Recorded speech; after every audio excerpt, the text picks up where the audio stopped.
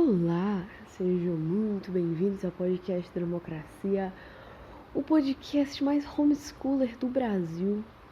Agradeço as orações que orou por mim. Vou gravar o podcast. Se eu não conseguir gravar tudo agora, mais pra frente eu posso fazer outro me retratando, corrigindo alguma coisa, ou posso gravar em duas partes e emendar tudo aqui, ou tanto faz. Mas vamos gravar, vamos falar sobre isso que vocês pediram, né? Faz tempo que vocês me pedem para falar desse assunto. E eu queria começar adiantando que eu não tenho todas as respostas, que o assunto do homeschooling ainda não está 100% claro para mim, cada minúcia do processo, cada minúcia do processo, mas eu tenho várias noções que eu quero passar para vocês, eu acho que são importantes. Esse chiado que vocês estão ouvindo é chuva. Por um milagre do destino, aconteceu de chover aqui em Fortaleza. Tava, 3 anos sem chover. Enfim, o que eu quero falar com vocês, a priori, eu tô me baseando no livro A Mente Bem Treinada, que é um livro muito bom, que todo mundo que aplica homeschooling sempre faz referência a ele. Porém, esse livro, que é um livro de 900 páginas, custou R$100, eu ganhei de presente do menino Anon da Silva, esse livro tem alguns problemas. Não porque o livro, as autoras e tal, sejam problemáticos. O que me incomoda nesse livro é porque ele foi escrito por americanos. Então, 99% do material que elas recomendam, porque ela vai oferecer uma grade, né? No primeiro ano, o que você estuda e tal, 99% do material é americano, é em inglês, e você não encontra em português. E uma coisa também que me incomoda, já vou adiantar, que esse desafio a gente vai ter que superar juntos. Eu vou atrás de homeschoolers brasileiros e comunidades de homeschoolers brasileiros, porque eles sim conhecem a fundo, né, como fazer uma grade curricular adaptada para a nossa realidade. Porque o livro sempre fala assim, não, sobre esse assunto aqui, é só você ir na biblioteca, você vai encontrar vários livros sobre esse assunto que você pode pegar de graça. Tá, mas não existe biblioteca no Brasil. Não, Zos, tem bibliotecas no Brasil. Só que quantas bibliotecas tu conhece na tua cidade que tu simplesmente vai e tu encontra um livro infantil para tal idade sobre tal assunto? Tipo, um exemplo que ela dá é Egito Antigo para crianças de primeira e segunda grade. Não tem. Tipo, como assim? Eu preciso, como menina não, é um projeto que eu vou realizar ano que vem, se Deus quiser. Eu ir com ele em algumas bibliotecas aqui de Fortaleza, para ver se realmente isso existe, e a gente que não está acessando as bibliotecas da nossa cidade, ou se não existe. E também eu quero ir em todas as editoras, porque eu quero escolher o material didático, né? Que é outra questão, elas vivem recomendando enciclopédias. Cara, quem que lê? Eu não conheço nenhum especialista, nenhum bibliotecário que possa me recomendar enciclopédia, sabe? É complicado. Mas, enfim, com dito tudo isso, vamos começar. Mas o livro é muito bom, tá? O livro vale a pena, comprem esse livro. E tem várias formas de eu abordar esse tema com vocês. Mas eu acho que eu vou começar pelo começo. É dar aquela refutada básica, né? Vou fazer primeiro a defesa do homeschooling, por que ele deve ser feito. Como rebater as pessoas que vão te dizer para não fazer homeschooling. Porque vale a pena, cara. Não tem como dizer que não vale a pena. Um ouvinte comentou na postagem que eu fiz que a professora dele diz que o homeschooling aliena a pessoa. Muito bem, então ela quer dizer que Isaac Newton é um alienado, né? Que Benjamin Franklin é um alienado, que Spinoza, Immanuel Kant, todos eles são alienados. Alexandre o Grande é alienado. Então, todos os maiores mentes da história da humanidade, salvo pouquíssimas, foram educadas pelo método de educação clássica. Vamos pensar nas mentes brilhantes que surgiram nos últimos 150 anos. Tem várias, claro, né? O fato de que a educação se tornou acessível a todos ajuda, né? Porque antigamente não era todo mundo que tinha acesso à educação clássica. Ou você tinha acesso à educação clássica e provavelmente ia se tornar uma mente brilhante, uma pessoa relevante na sociedade, ia produzir o conhecimento, ou você simplesmente ia ser um agricultor ou fazer qualquer outra coisa, que não é problema, não é demérito nenhum. Pelo contrário, eu acho que o agricultor combina muito mais com a saga humana, às vezes, do que muitos intelectuais, né? Porque, enfim. Mas prossigamos. Uma acusação que sempre fazem contra as famílias que fazem homeschooling é a socialização. A socialização é muito importante, a criança precisa estar com outras crianças. Cara, isso é uma coisa mais patética da face da Terra. Por quê? Primeiro, famílias homeschoolers normalmente são famílias grandes. Então a criança já está tendo contato com os irmãos. A criança não está impedida de ser matriculada num futebol, de ir para a igreja. Ela não está impedida de conviver com outras pessoas.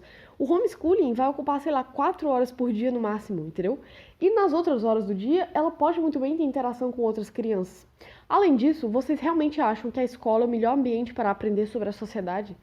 Aquele ambiente onde um monte de gente retardado mental, porque uma criança de 6 anos é um retardado mental. Assim, a grosso modo, né? Claro, ela tá no processo ela tá naquela maturidade cerebral específica daquela idade, todo mundo já teve daquela idade, e todo mundo tem aquele estágio de desenvolvimento intelectual, motor, emocional, tem toda aquela configuração daquele momento específico da vida.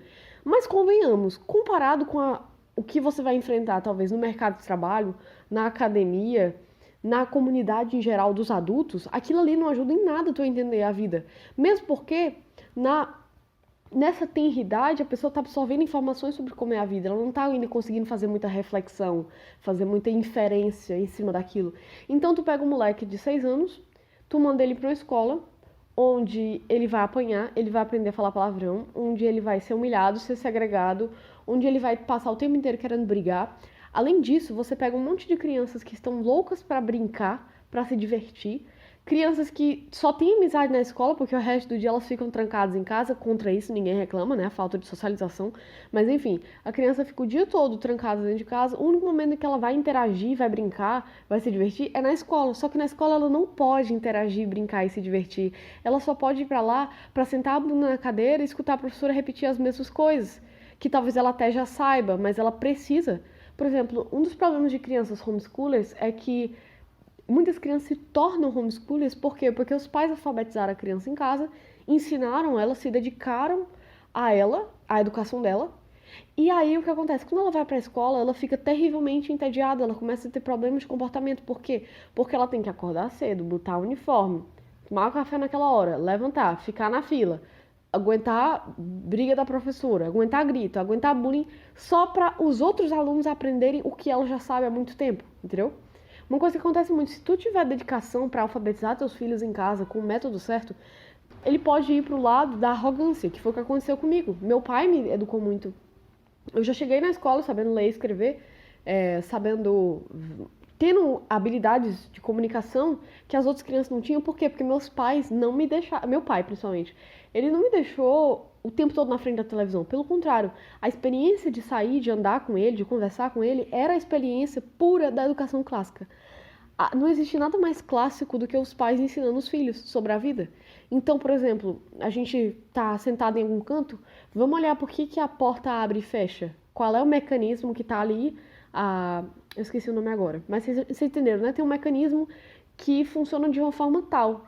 Se a gente não for lá parar para olhar, a gente não vai ter nenhuma noção de como, de certa forma, as engenharias simples da vida são tão úteis para nós. Então, por exemplo, como funciona o rolamento da janela, ou por que a geladeira gruda, por que ela fecha? Não é como a porta de casa, que se você não travar ela, ela abre sozinha. Por que a porta da geladeira não abre? Como é que funciona aquela borracha? Ou mais, qual é a consistência das coisas? Isso é uma conversa que você tem que ter com uma criança de 6 meses de idade. Ela não sabe nem falar. Mas você tem que apresentar para ela a consistência das coisas. Eu me lembro perfeitamente da minha irmã, quando tinha 6 meses. E meu pai levou ela para passear. Tipo, a gente ia indo pro restaurante, ele levantou com ela. E aí eu vi ele encostando nas coisas do restaurante com ela. E ela ia lá e ficava encostando também. Ela entendia o que estava acontecendo. Com 6 meses, ela já sabia que era para pegar nas coisas. O bebê de 6 meses, normalmente, ele pega em tudo, né? Tudo que vê pela frente, ele quer pegar, ele quer botar na boca, principalmente. Mas, enfim. E eu perguntei, pai, o que você tá fazendo? Ele falou, tô tendo uma conversa com ela que eu tive também com você. Que é uma conversa sobre a consistência das coisas. Que o pano é mole, que a mesa é dura, que a madeira faz um barulho específico. Por quê? Porque ele entendeu uma coisa muito sábia, que eu sou muito, muito grata a ele e a Deus, porque isso facilita muito a minha vida. Ele entendeu como funciona o conhecimento, né? Quando tu é um bebê, tu só sabe que existe a mãe. É como se fosse o universo. Tu só tem uma informação, a mãe. E aí tu tem também emoções muito loucas que tu não entende muito bem. Então, tipo, tu não sabe quando tu tá com fome, tu só sabe que tu tá incomodado. E aí tu exprime isso através do teu estresse, do teu choro. Mas tu não entende, estou com fome, vou chorar para que minha mãe venha me atender. Não, você simplesmente tá incomodado, você fica ansioso e se desespera e chora, entendeu? Mas nada disso é feito de forma racional. Então, primeiro, tu aprende que existe a mãe.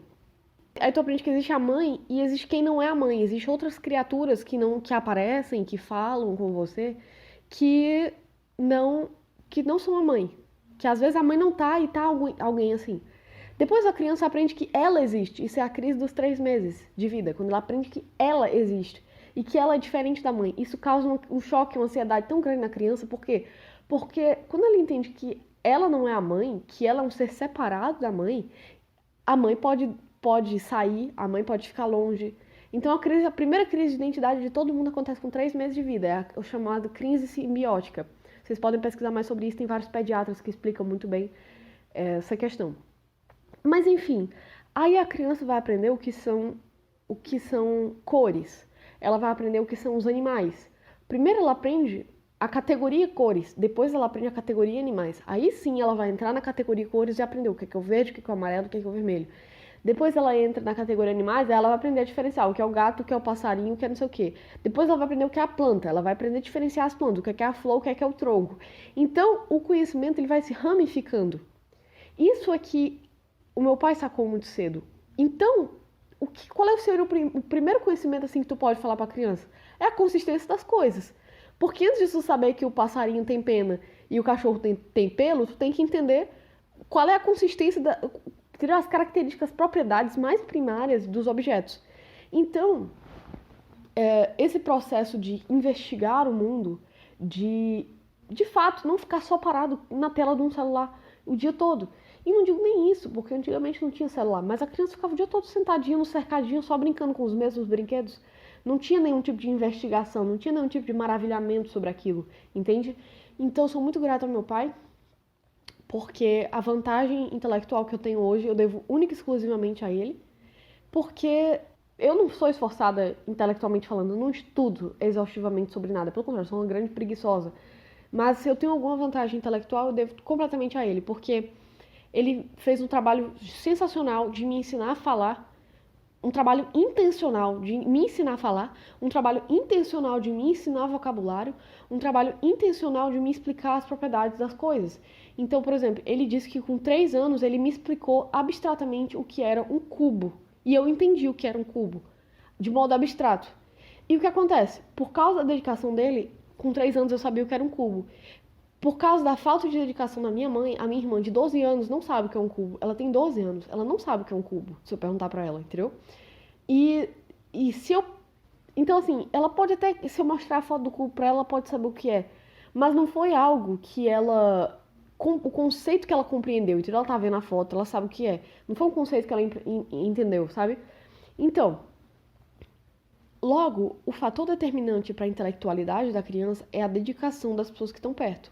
Claro, se você tiver dinheiro para pagar um professor particular para fazer a educação clássica com seu filho, maravilha, não vai prejudicar o desenvolvimento dele. A questão é, não mande seu filho para um lugar onde ele vai ser somente um número.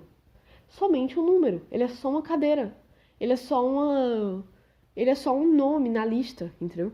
E eu sei disso porque eu sou professora, cara. Coisa que eu mais queria na minha vida era poder me dedicar a cada um dos alunos. Se eu tivesse 5 minutos com cada um dos alunos, eu tenho certeza que eles aprenderiam muito mais do que 1 hora falando abstratamente para todos. Mesmo porque a estratégia, tipo, eu ser professora não me ajuda em nada a aplicar homeschooling. Sabe por quê?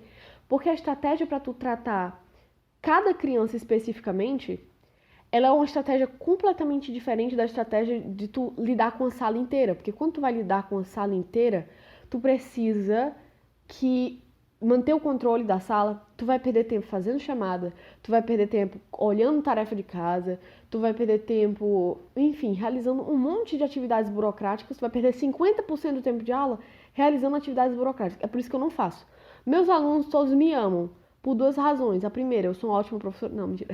Só tem uma razão. A razão é que eu não fico cobrando tarefa de casa, não fico cobrando se eles trouxeram um livro. Tipo, todas as professoras, quando eles não trazem um livro, eles ficam sem recreio.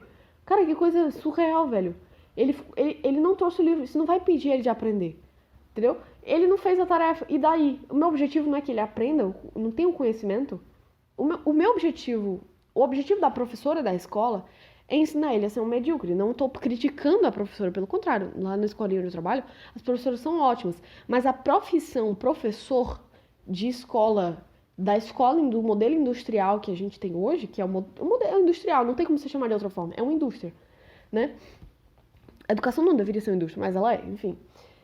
É uma indústria e a função do professor é te ensinar, não conhecimento, mas te ensinar a ser um funcionário, para te ensinar a ser um medíocre, para te ensinar a ser um escravo, para te ensinar... Uma vez eu falei isso para minhas alunas do 4º ano, elas ficaram em choque e disseram que tudo faz sentido agora. Que faz sentido. Porque qual é a utilidade de tu ter que levar os... Eita, uma barata, peraí que eu vou matar a barata.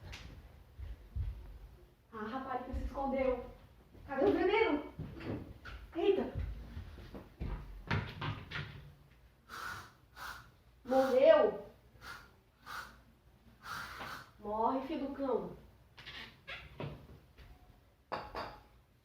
Eu vou comprar vários tipos de veneno de barata. Porque eu adoro veneno de barata. E aí o menino não vem e diz que faz mal pra pessoa, que caso leucemia, eu falo, tudo bem, eu morro. Mas eu levo a barata junto comigo. Se eu levar a barata junto comigo, eu já tô satisfeita. Entendeu? Minha vida valeu a pena. Eu fiz um sacrifício válido para eliminar essas filhas do inferno que são as baratas. Mas enfim, voltando. Ok. O problema da educação, no Brasil principalmente, não vemos isso no mundo todo. Porque no mundo todo a gente tem esse modelo de educação tradicional, industrial, que vem desde o tempo, sei lá, dos jesuítas, que tu bota 50 negros na sala e o professor fica tentando falar com todo mundo.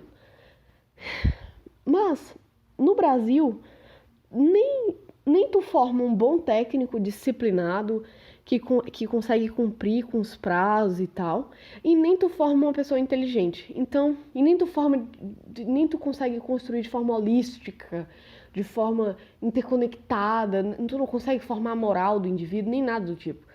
Isso na maioria das escolas, claro. Tem algumas que vão conseguir, algumas escolas de alto nível, aquelas escolas mais caras, absurdas, absurdamente caras, vão conseguir ter uma atenção especializada com cada aluno. Mas eu estou falando com pessoas que eu acho que não têm essa fortuna para gastar 3 mil reais de escola com cada filho por mês, né? Então, eu quero conversar com vocês sobre o perfil das autoras. Não, eu acho que eu pulei, tinha mais alguma coisa para falar. Que era, gente? Que era? E agora? Ok, tá falando sobre a educação industrial, tá. Se tu não quiser fazer homeschooling, tu pode mandar teu filho pra escola e simplesmente cuidar da educação dele em casa. Tipo, dedicar 1 hora por dia de verdade pra ensinar a tarefa dele, pra explicar outras coisas pra ele, pra ler livros com ele, enfim, pra complementar a educação que ele recebe na escola. Só que no fim não vai ser complementar, tu vai literalmente ensinar pra ele muito mais do que a escola ensina. E foi uma coisa que eu sempre falei. Eu lembro claramente quando eu tinha 6 anos, eu tinha 7 anos, eu falando pra professora, né? Professora, eu aprendo muito mais quando eu tô no carro com meu pai do que quando eu tô na escola. E eu falava isso como uma coisa normal, engraçada, mas hoje eu percebo a crítica social corda que eu tava fazendo. Que no carro com meu pai, tipo, o carro não é um lugar que dá pra tu fazer experiência científica com microscópio, olhar. Não tem nada. O carro é uma conversa abstrata, simplesmente palavras, sabe? E eu aprendi muito mais lá do que na escola. Então essa vantagem que eu tenho exatamente por isso. Só que isso me levou pro caminho da arrogância, né? A criança tem 2 caminhos quando ela se destaca em casa, quando ela recebe atenção em casa, na intelectualidade dela.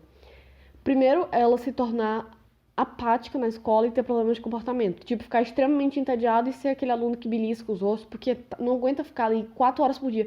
Gente, 1 hora para uma criança é como se fosse um dia inteiro. Então, você submeter ela a 1 hora de burocracia, de besteira ali, sabe? É uma coisa surreal. O modo como a educação domiciliar se organiza é um pouco diferente, sabe? Principalmente nos primeiros 4 anos da educação.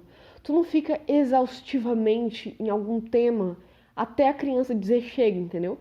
Tu vai até o limite natural dela. Na escola não tem isso. Como é que eu vou saber o limite natural da criança se eu tenho 50 crianças pra cuidar? Não tem como, entendeu? Eita, pleno, que susto. Lembrando que são 3h42 da manhã. Vocês escutaram esse portão? Depois as pessoas dizem que eu sou exagerada, que eu quero me mudar daqui só por causa do barulho. Vocês escutaram? Imagina se eu estivesse dormindo.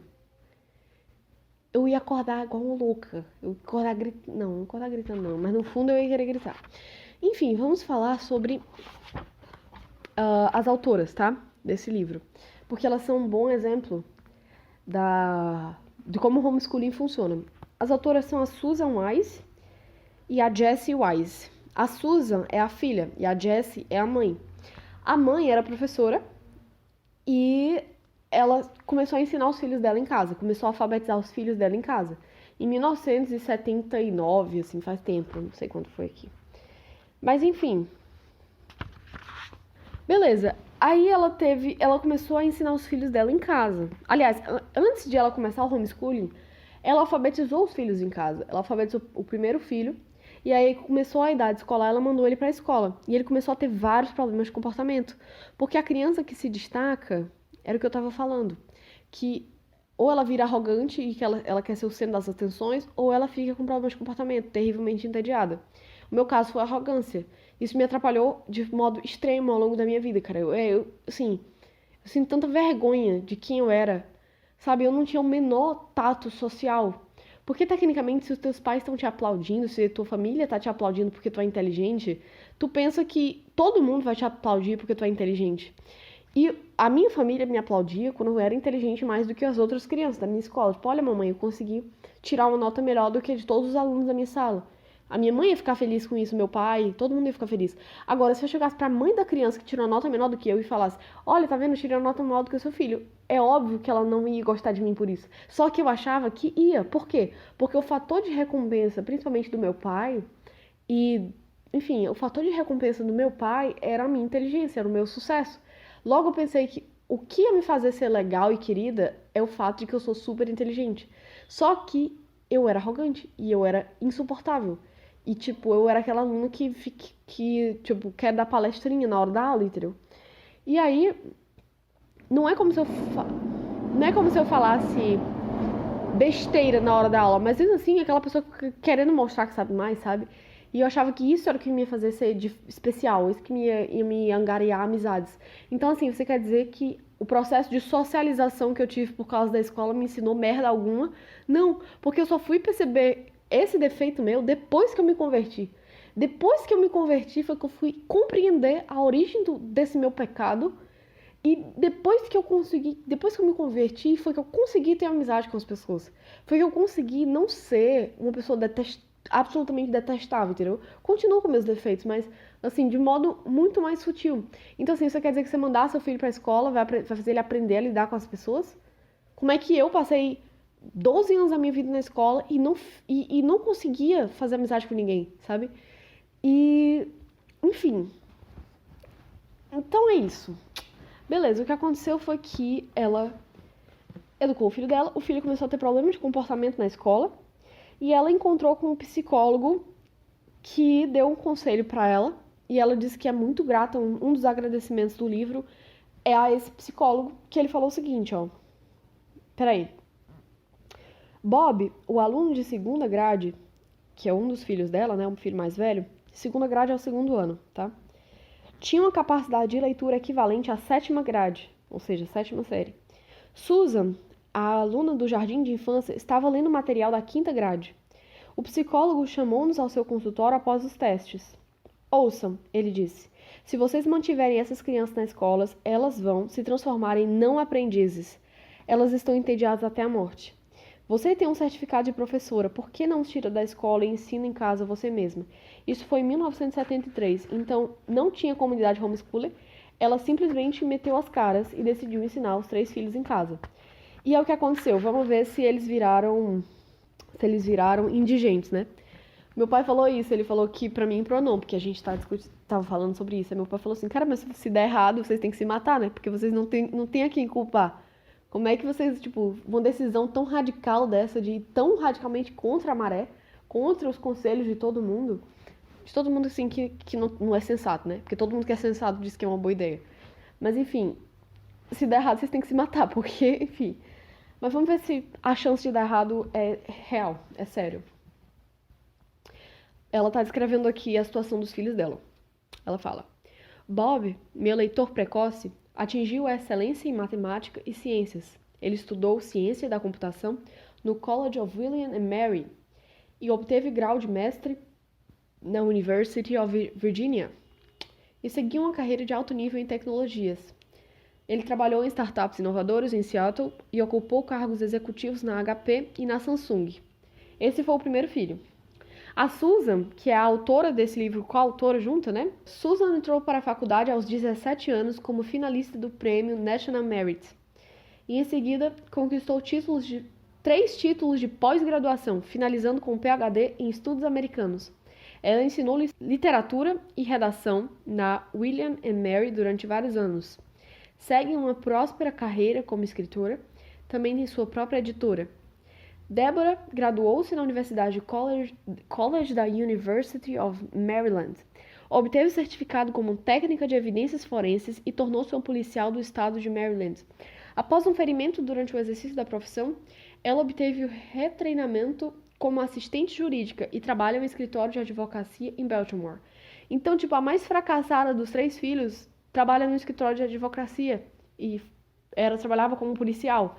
Então, assim, não tem evidências de que as crianças homeschoolers vão ter algum tipo de atraso porque foram educados em casa. Pelo contrário, perceba, sempre na história da humanidade, o processo de aprendizagem e educação é os mais velhos ensinando os mais novos. Sempre foi assim. Tu vai lá nos índios, eu sempre adoro usar o exemplo dos índios. Tu vai lá no Xingu. Tu acha que a criança vai aprender a caçar? É um caçador com 50 crianças ensinando como todas elas devem caçar? Não, não é assim. É um mestre e um aluno, e um aprendiz. Claro, o mesmo mestre pode ter vários aprendizes, mas ele vai se dedicar, os mestres vão se dedicar de modo especial a corrigir a técnica de cada um, a promover o treinamento de cada um, entendeu? Então, e mais, em quem tu acha que é mais fácil confiar? Por exemplo, se a tua mãe, se o teu pai, perceba, a criança tem um instinto de sobrevivência. A criança nasce propícia a absorver, a criança é uma esponja, ela absorve tudo. Por quê? Isso é uma característica biológica do ser humano extremamente fundamental. Porque o ser humano, por exemplo, nasce capacitado a falar todos os idiomas. Ele não precisa saber falar nenhum idioma, porque se ele nascesse sabendo falar um idioma, e aí na China fala outro idioma, isso atrapalharia. É muito melhor que ele nasça com a capacidade inata de receber aquele idioma, utilizá-lo, né? Então, assim como é com o idioma, é com todas as coisas. Então, por exemplo, vamos supor que tu vive numa sociedade agrária. Tu precisa de muitas informações sobre agricultura. Quem é que vai te ensinar isso? Os teus pais? Os teus mestres? As pessoas que estão perto de ti? Agora, se os teus pais estão te ensinando muito mais sobre tecnologia, aqueles que são teus guias na vida estão te falando, isso aqui é importante, preste atenção nisso, estão dando ênfase nisso, tu naturalmente vai se inclinar naquela direção. Então, quem é mais fácil levar a sério? A minha mãe, quando ela diz que eu preciso aprender todos os órgãos do sistema urinário? Ou a professora, que eu não conheço, que eu vejo 2 horas por semana? A professora que eu vejo 2 horas por semana, a professora de ciências, ela diz que eu tenho que aprender todos os órgãos, todos os sistemas do corpo. Aí eu chego em casa e minha mãe tá, sei lá, pintando a unha e comendo um donut. Eu vou realmente levar a sério, eu vou achar que é importante eu aprender sobre o sistema urinário se minha mãe nada sabe sobre o sistema urinário? Se minha mãe nada sabe sobre a vida, sobre nada, entendeu? Claro, eu tô falando sobre uma situação em que os pais são negligentes ou que eles mesmos não têm condições de ensinar, porque tem famílias que realmente é difícil, né? Pessoas que não tiveram uma formação satisfatória. Então, para ela poder aplicar o homeschooling, ela precisa primeiro se educar, o que é possível, basta ela querer, né? E ter condições, claro, mas enfim, é possível que ela se eduque para poder educar a criança, mesmo porque tu não precisa ser mestre nos assuntos para criança, para poder ensinar para uma criança, né? Tipo, vamos dar esse exemplo do funcionamento do pulmão, como funcionam lá os brônquios, bronquíolos, alvéolos e tudo isso. Se tu ler o livro de ciências que tu vai explicar para a criança, lá já contém todo o conhecimento que tu precisa para passar para ela, entendeu?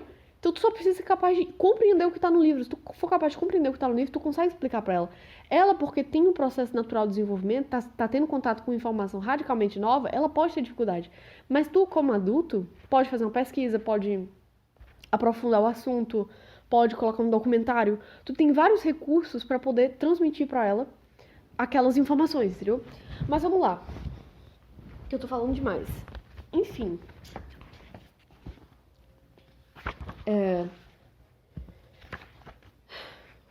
Vamos. Agora vai começar, tá?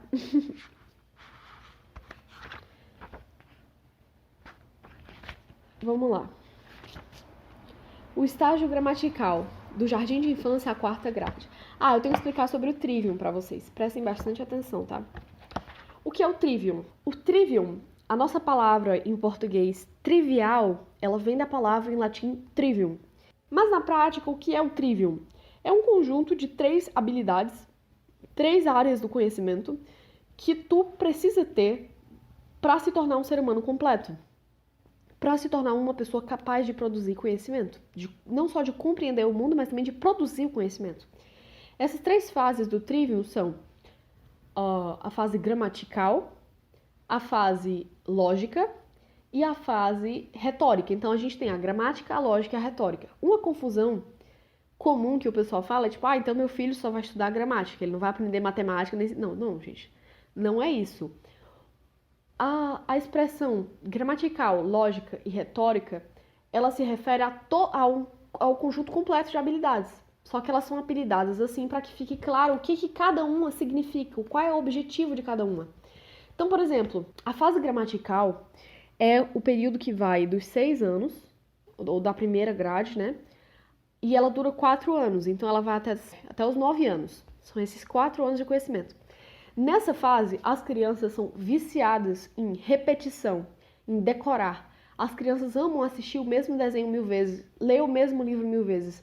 Pode conversar com qualquer pai que se dedica mesmo a fazer leitura com os filhos em casa. Eles querem que você leia o mesmo livro 50.000 vezes. Eles sentem prazer, se ficam orgulhosos de conseguir decorar as coisas. Exatamente por causa daquilo que eu falei.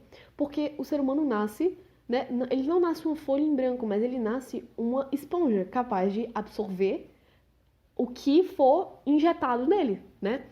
Então, só que tem um problema do socioconstrutivismo. Não, mentira.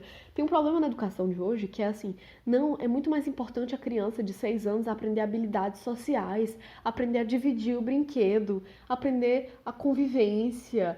Isso é o quê? Professores preguiçosos, pedagogos preguiçosos, gente que não gosta de trabalhar, gente que não quer produzir cientistas e medíocres, e pais que matriculam os filhos nessas escolas só com a intenção de abandonar eles lá para não ter trabalho com eles em casa, mas que não tem nenhuma pretensão de que esse filho alcance a excelência em nenhum aspecto da vida, entendeu? Por quê? Porque nessa fase não é a fase da criança refletir, fazer inferências. A criança de 6 anos, de 7 anos, ela fica muito irritada quando você pede para ela fazer inferências sobre as coisas. Ela tá na idade, não é de perceber, o que o Hitler fazia era certo ou era errado. Ela tá na fase de entender a história que levou, a progressão dos fatos que levou as coisas a acontecerem. Como é que eu posso dizer? Por exemplo, na fase gramatical, tu vai aprender as regras, os instrumentos que tu precisa para compreender a realidade. Então, principalmente, a principal ênfase da fase gramatical é a arte da linguagem, ou seja, literatura, gramática, ortografia e redação, escrita, né, no caso, a escrita, e a matemática. É o principal aspecto da fase gramatical. Por quê? Porque mesmo que a criança não tenha todo o conhecimento de ciências, de história, de geografia, de artes, de música nessa fase, ela está aprendendo como aprender. Ela está aprendendo como redigir uma frase, como escrever uma frase. Quantas pessoas, meu Deus, eu conheço da minha idade que vão fazer uma redação e eu fico com profunda tristeza no meu coração, porque a pessoa não consegue escrever uma frase com lógica, entendeu? Isso acontece por quê? Porque na fase onde ela deveria estar sendo ensinada o que é uma boa frase, ela deveria estar copiando frases de autores que consigam dar sonoridade às palavras, que consigam, enfim, atingir a excelência do nosso idioma. Não, ela estava aprendendo habilidades sociais. Ela tava aprendendo como dividir o bonequinho. Ela tava aprendendo a fazer slime. Ai, gente, eu fiquei possuída de raiva. A minha irmã, no 5º ano, a professora passou tarefa de casa a aprender a fazer slime. Aprender a fazer slime no 5º ano. Por quê? Não era ciência, era tipo algum outro, acho que era, sei lá qual era a disciplina. Mas assim, qual é a utilidade da criança aprender a fazer slime? Tanta coisa mais importante que ela tem que aprender, sabe? Enfim. Então, o Trivium se divide assim, a gente tem a gramática, que é quando você absorve do mundo, você recebe do mundo as informações, né? Você vai recebendo, você vai decorando, você vai aprendendo.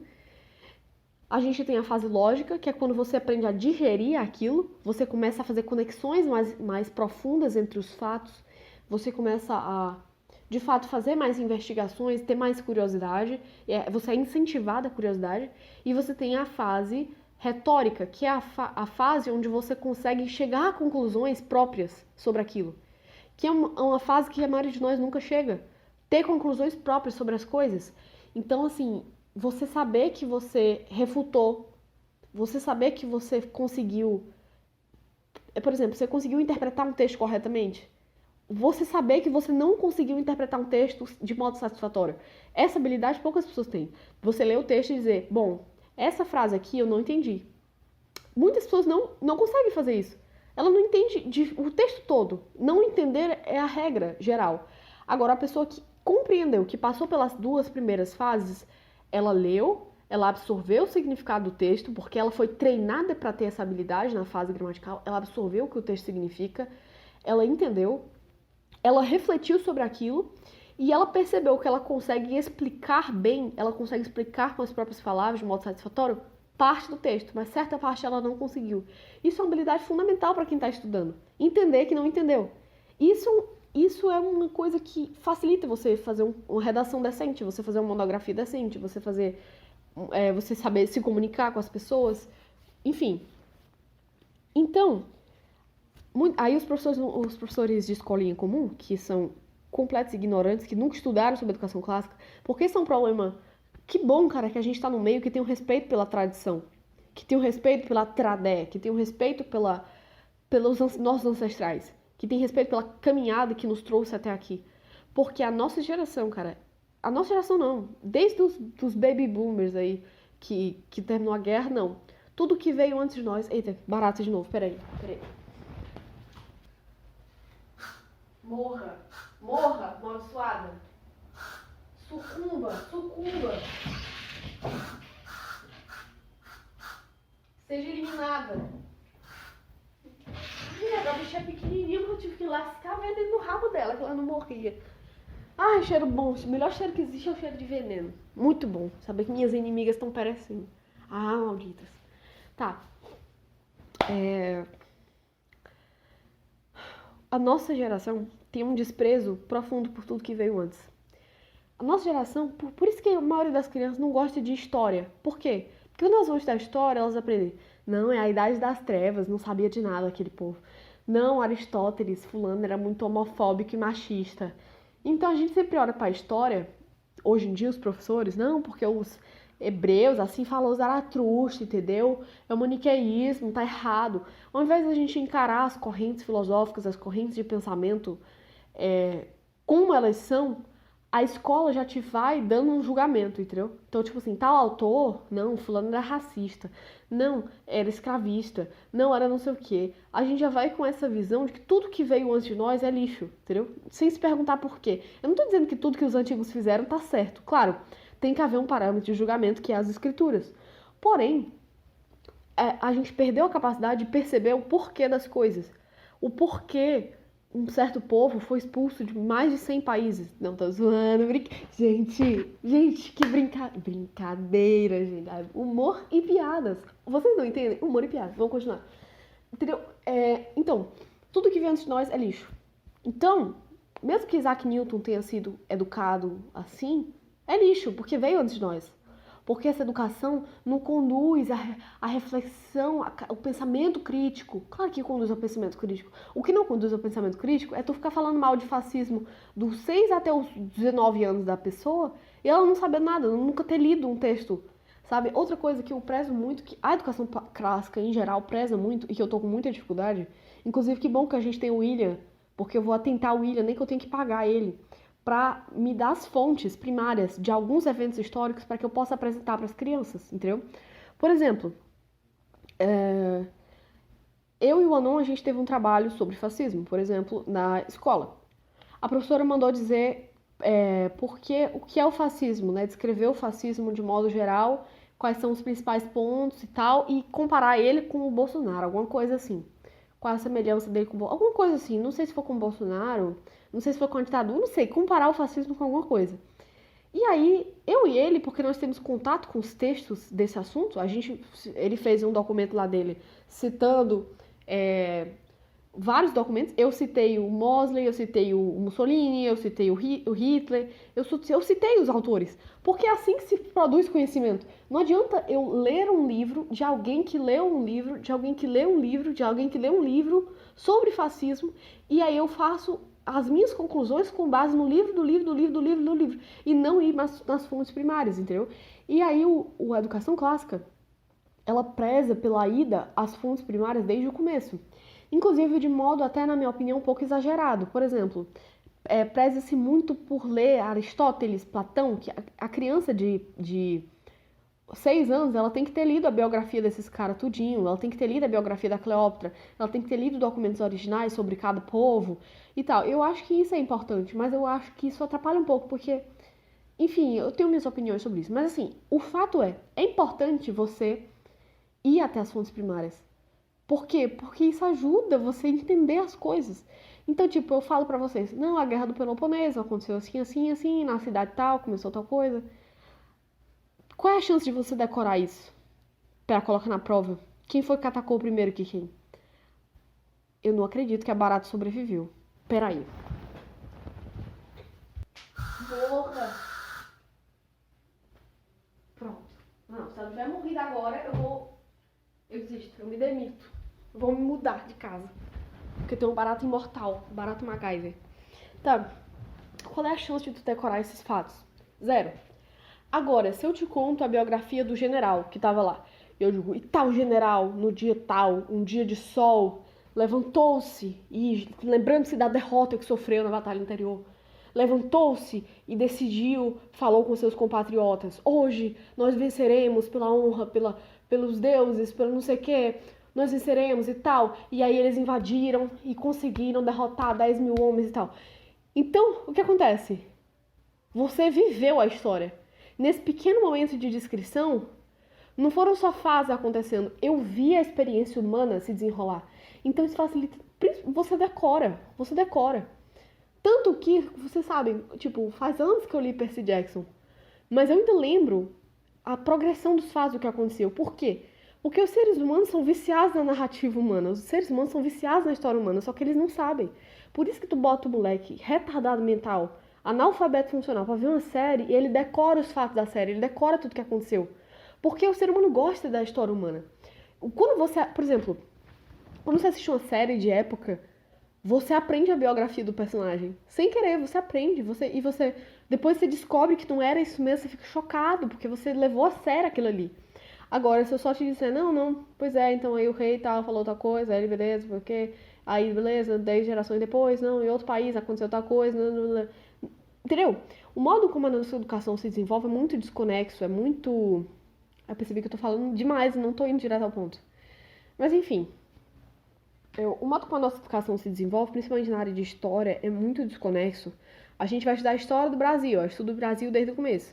Aí depois a gente volta e vai estudar a história da Revolução Francesa. Aí depois a gente vai estudar... Enfim, a gente vai estudar os gregos antigos, a gente estuda os gregos antigos. Depois a gente vai para os chineses. Ora, só que os chineses... A boa parte da história chinesa começou antes dos gregos. Boa parte da história. A gente não estuda a Índia. A gente não estuda direito os reinos da África. A gente não estuda direito os reinos da América. A gente não estuda direito a história da humanidade como uma ordem cronológica. E quando você não estuda na ordem cronológica, isso cria um problema muito grave. Por quê? Porque a criança não consegue conectar os fatos. Tipo assim, a Revolução Gloriosa foi antes ou depois da independência americana? Bom, eu mesmo não sei. Eu acho que foi antes. Mas supondo que eu tenho certeza que esses dois fatos estão conectados de alguma forma.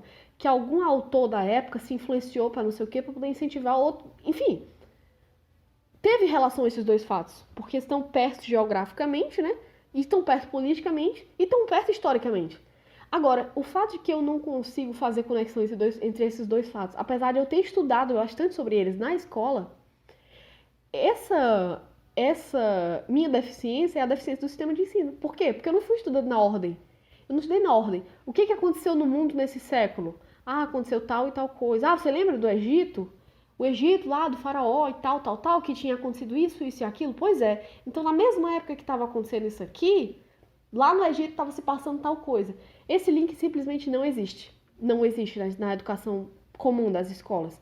E esse link é fundamental para dar um senso de progressão, para dar um senso de causa e consequência nas crianças, tá? Então agora vamos começar o podcast. Chega de frescura, né? Vamos lá. A parte 1 é do estágio gramatical. Aí vai desde o jardim de infância até a quarta grade. O que seria o jardim de infância, minha gente?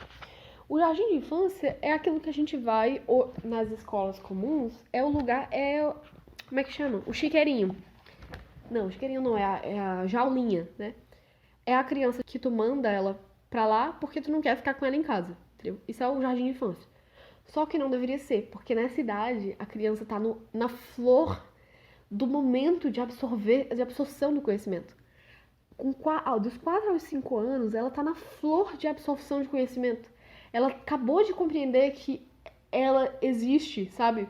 Ela tá compreendendo de forma mais intensa que ela existe, quem é ela, que os outros existem, qual é a relação dela com o outro, qual é a relação dela com os alimentos, qual é a relação dela com as roupas, qual é a relação dela com o mundo, que o mundo existe, que as pessoas existem, que existem pessoas que ela não conhece, que as pessoas continuam existindo mesmo quando ela não tá vendo as pessoas.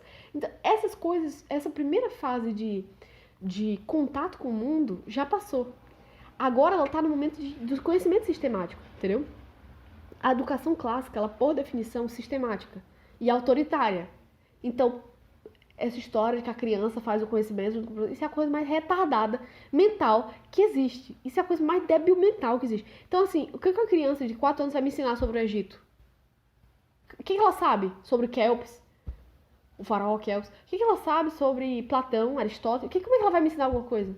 Que coisa débil mental, que coisa retardada. Isso é coisa de preguiçosa. Porque ao invés do professor arregaçar as mangas e ir lá estudar e ver o que é o negócio, o que está acontecendo para poder transmitir para a criança, não, ele pode só sentar e aprender, sabe? Não, adoro dar aula para vocês, essas turmas, porque vocês estão construindo junto comigo. Então, esprema uma esponja vazia e não vai sair nada. A criança é uma esponja, é verdade. Mas se ela tá vazia, você não embebeu ela do conhecimento, você vai espremer, não vai sair nada, entendeu? É isso, essa gente. Nós somos assim, entendeu? Nossa educação é deficiente. A minha educação foi deficiente, a sua educação foi deficiente. E a gente tem que correr atrás do prejuízo e impedir que nossos filhos passem por isso, né? Então vamos lá. O jardim de infância não precisa ser essa coisa burocrática. Inclusive, a autora do livro menciona que já conversou com uma professora de primeiro ano. E aí, do primeiro ano, né? Vamos usar a primeira grade pra gente já ir se habituando, porque normalmente os pais homeschoolers do Brasil, inspirados pelos americanos, usam o termo grade. Então, a primeira grade, segunda grade, terceira grade, quarta grade, entendeu?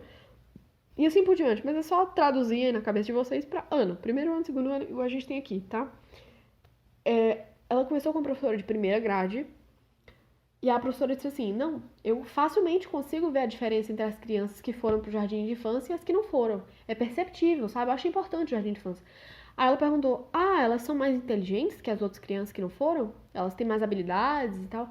A professora falou, não, é o nível intelectual mesmo.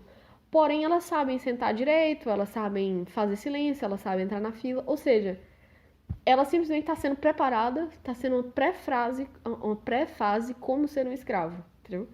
Não que a gente não vai exigir do nosso filho disciplina, tá arrumadinho, fazer o trabalho. Não é isso. A questão é, se você só tá aprendendo isso, se você só tá aprendendo como ficar na fila, você tá aprendendo simplesmente a ser um escravo. Você não tá aprendendo a ser um trabalhador. Nem um trabalhador você não é. Nem um técnico você não é. Você é só massa. Você é só um objeto que senta, que levanta, que toma água, que vai pro recreio, que volta. Entendeu? E que faz prova. Entendeu? Uma coisa totalmente mecânica. Porém, jardim de infância homeschooler, ele é radicalmente diferente do jardim de infância do mundo, entre aspas. Primeiro porque você vai começar o processo de educação do seu filho desde o nascimento, desde a barriga da mãe. Sempre se fala, os pais homeschoolers, e até pais que não aplicam homeschool, mas pais que se importam com os filhos, a importância da leitura para a criança. A importância da leitura em voz alta, de ler com a criança. A leitura em voz alta, eu queria fazer um parênteses. Eu sigo algumas páginas no Instagram, só que agora eu me esqueci o nome, não posso falar para vocês. Mas a gente tem relatos de pais onde a rotina da casa se transformou a partir do momento que eles decidiram incluir a leitura na rotina. Bom, se você quer que seu filho se torne um leitor, a melhor coisa que você pode fazer é que, primeiro, ele veja você lendo, né? O bom exemplo, e que ele entenda a leitura como uma parte do dia, assim como escovar o dente, assim como ler a Bíblia, assim como dormir, assim como tomar banho, assim como comer. Então, assim, as crianças hoje em dia, as crianças de forma geral, não gostam de ler. Gente, é chato. Tipo assim, a gente incentiva a leitura.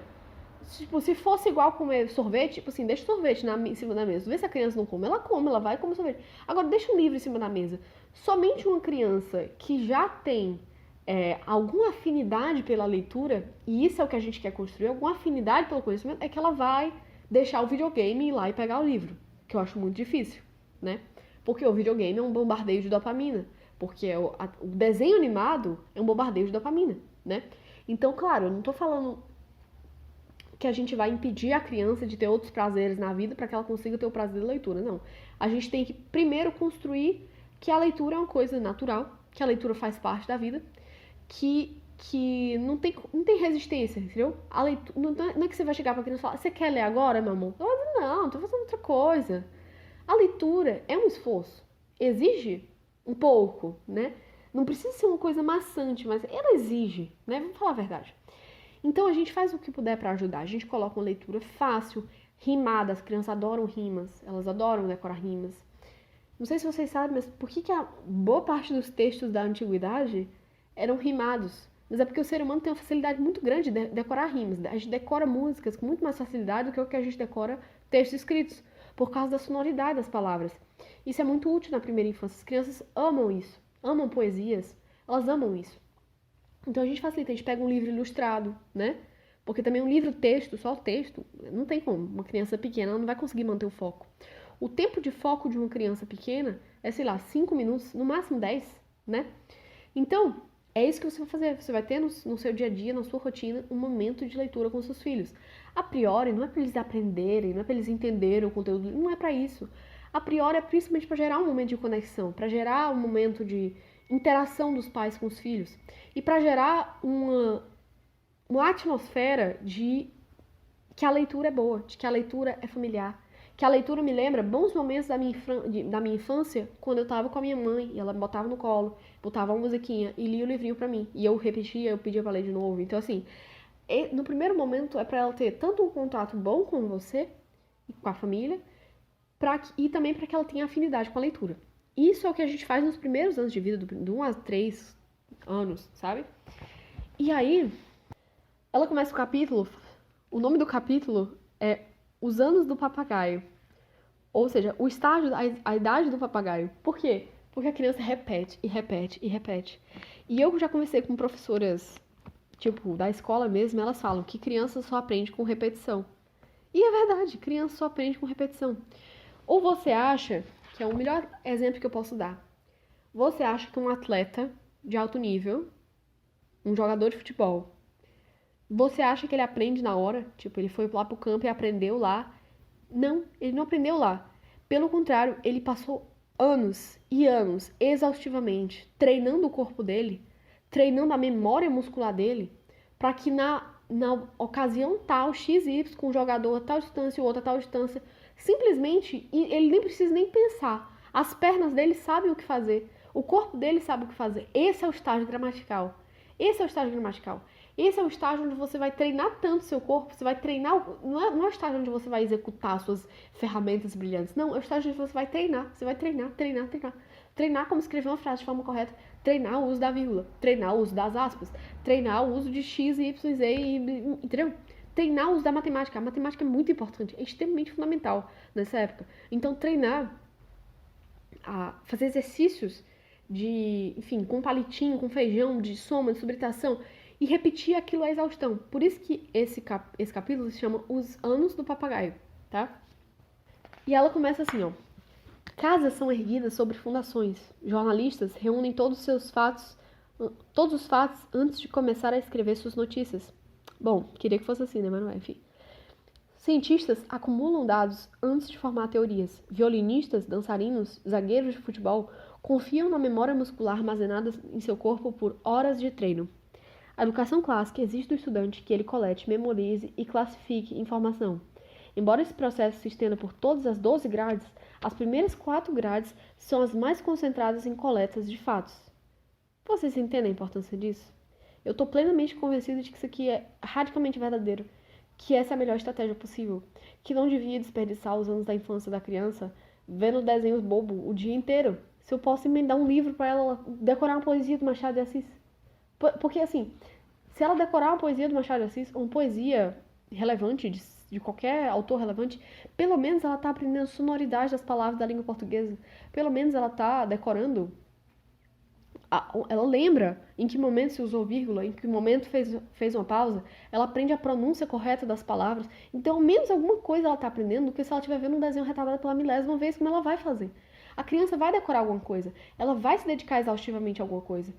Será possível que não tem nenhum desenho que vocês lembram que vocês assistiram 1000 vezes? Tem, vocês lembram. E quando vocês eram crianças, vocês gostavam de decorar. A gente normalmente quer poupar as crianças de decorar as coisas, porque a gente detesta decorar as coisas. Porque a gente não precisa mais tanto decorar. Mas elas gostam. Então elas não devem ser poupadas disso. Pelo contrário, deve se fornecer bons materiais para que elas se dediquem, sabe? Não necessariamente só a parte intelectual, mas simplesmente é assim.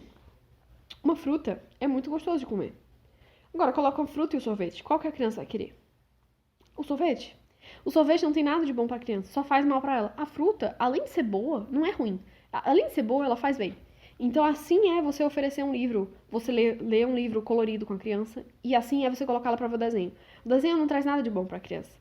O livro é divertido? É.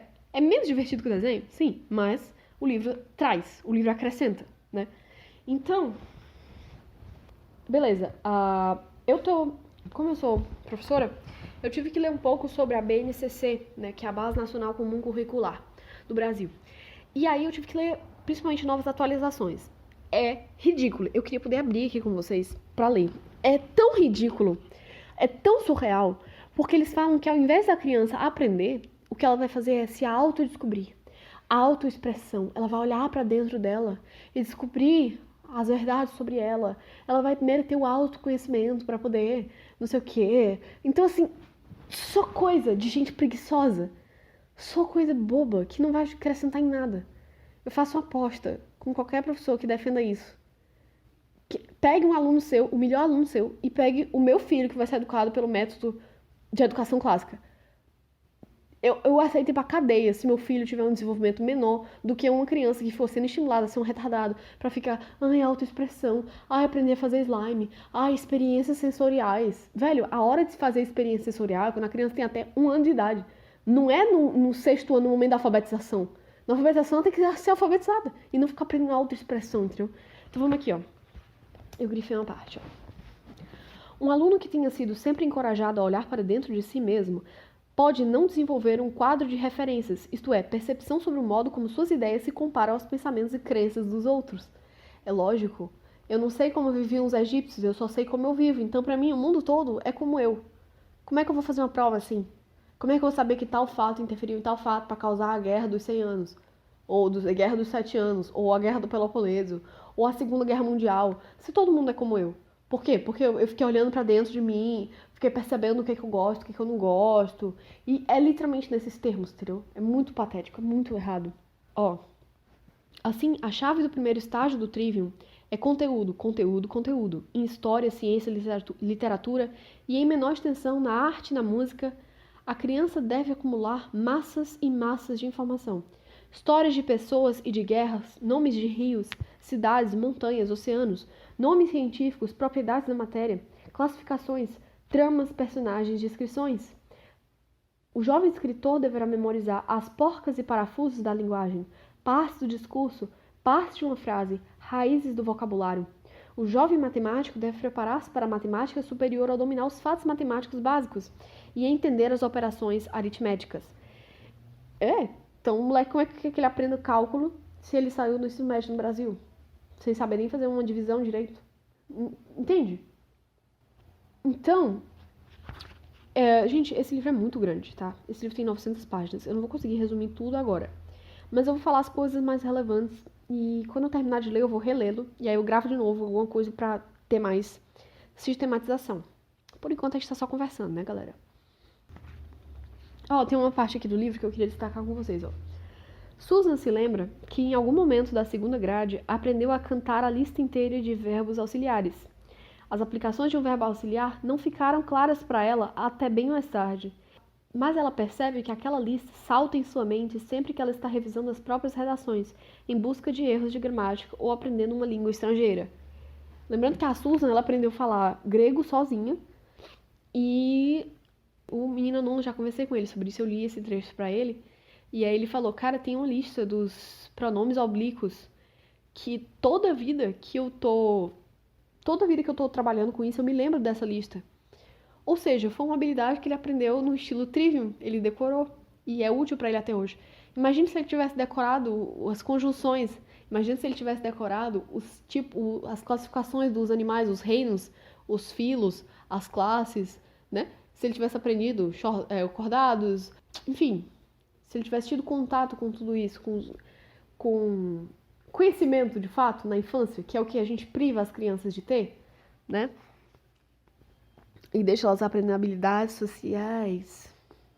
Pois é. Então, a intenção nossa é exatamente isso, que ela aprenda profundamente o que é um adjetivo, que ela aprenda profundamente o que é um advérbio. Cara, a gente tá estudando para um concurso, né? Eu e ele. Claro que eu não vou passar porque eu tô estudando, 1% do que ele tá estudando. Tô fazendo porque meu pai insistiu que eu fizesse. Então eu vou estudar só um pouquinho e vou fazer, assim, Deus é quem sabe, né? Quem sabe cai tudo que eu sei. Então vamos nessa, né? Minha preocupação maior, por enquanto, é o Enem. Mas, preocupação entre aspas, eu quero agradar meu pai. Então eu vou fazer o Enem porque ele quer, né? A minha preocupação, de fato, é fazer menino pra poder aplicar todo o conhecimento de homeschooling que eu tô aprendendo aqui. Mas, enfim. E aí, a minha mãe pediu pra eu dar aula pra minha irmã que tá no 5º ano. Ela tá no 5º ano, tem 12 anos. E aí eu percebi que no 5º ano ela tá estudando sobre o subjuntivo, né? O subjuntivo do pretérito e tal. E eu percebi que eu não sei nada sobre isso. Eu percebi que eu não sei nada sobre subjuntivo. E aí eu percebi que vai cair no concurso sobre isso, eu vou precisar estudar. E eu percebi que o modo como minha irmã está sendo ensinada sobre isso, ela não vai aprender. Porque imagina você estudar 1 hora por semana sobre um assunto tão distante de você. Uma coisa completamente diferente é se ela lesse todo dia, meia hora, fizesse meia hora de leitura, não ela lendo, mas assim, 15 minutos ela lendo alguma coisa e 15 minutos a mãe lendo alguma coisa para ela. Se ela estivesse tendo contato com as palavras o tempo todo, se ela percebesse as regras que tem, se ela estivesse aprendendo sobre vírgula, sobre coisas, e ela aprendesse, não, toda vez que você vai usar um verbo no subjuntivo, a palavra que vem antes é tal. Igual nessa frase aqui que a gente leu, lembra? Pega lá o livro tal, vamos ver aqui. O subjuntivo, se ele não tá na tua experiência humana, por que tu vai decorar isso? Porque é assim que nós aprendemos. Porque quando alguém olha nos teus olhos e fala, isso aqui é o subjuntivo, tá bom? Vai ser importante pra você compreender como escrever uma frase assim, assim, assado. Pra você tornar um pouco mais bonita a frase. Perceba como ela fica sonora, eu falando assim e não assado. Quando alguém olha no teu olho e fala isso, teu cérebro entende que isso é importante. Agora, quando alguém tá numa sala, Roberto, senta. Gente, eu vou ter que chamar a diretora. Não tem condição não, essa sala. Pessoal, o subjuntivo tem assim, assim, assim. Vocês não vão deixar eu explicar, não? Olha, senta todo mundo, senão vai ficar todo mundo sem recreio. Vai ficar todo mundo sem recreio nessa sala. Só assim pra conseguir silêncio, né? Que coisa feia. Então, vamos aqui o subjuntivo. Todo mundo pega o caderno e vamos anotar. Vocês estão percebendo? Não tem a menor condição da criança aprender o que é o subjuntivo. Não tem. Não dá. Não tem como. E aí eu percebi, a Susan, ela falou também sobre isso, que ela também conta a experiência dela como homeschooler. Ela entrou na faculdade aos 17 anos, com bolsa, né? E aí ela virou monitora. E ela ensinava para os alunos mais velhos que ela conteúdo de quinta grade. Conteúdo que se ensina às crianças pequenas. Conteúdo que se ensina às crianças de 10 anos. Só que ninguém aprendeu isso na escola. Por quê? Porque foi exatamente desse jeito que eu acabei de descrever. E aí, a pessoa chega na faculdade sem saber conhecimento de quinta grade. Então, assim, pra que ela foi pra quinta grade? Por que ela não ficou em casa jogando videogame, né? Porque se é assim, o que essa pessoa foi aprender na escola se ela não aprendeu aquilo? Se é assim, pra que serve a escola? Por isso que eu não tenho a menor condição de eu mandar meus filhos pra escola. Quanto mais eu observo a realidade, mais eu percebo que não tem, nem que eu preciso mudar de estado. Vamos supor, o Ceará proibiu homeschooling. Eu me mudo para outro estado. Eu me mudo para outro país. Mas eu não vou deixar meus filhos serem criados por um sistema que te torna medíocre. De novo, vou falar, a culpa não é do professor. Quando eu falo mal do professor, eu não tô falando daquela pessoa, professor. Eu tô falando da profissão, entendeu? Porque ele também foi treinado para ser assim. E quem o treinou é mais ainda desgraçado que ele, né? Mas enfim. O dia do professor, o dia do herói nacional. Realmente, os professores são heróis. O professor deveria ganhar muito mais do que o que ele ganha. Porque ele tipo, o professor é tipo uma babá.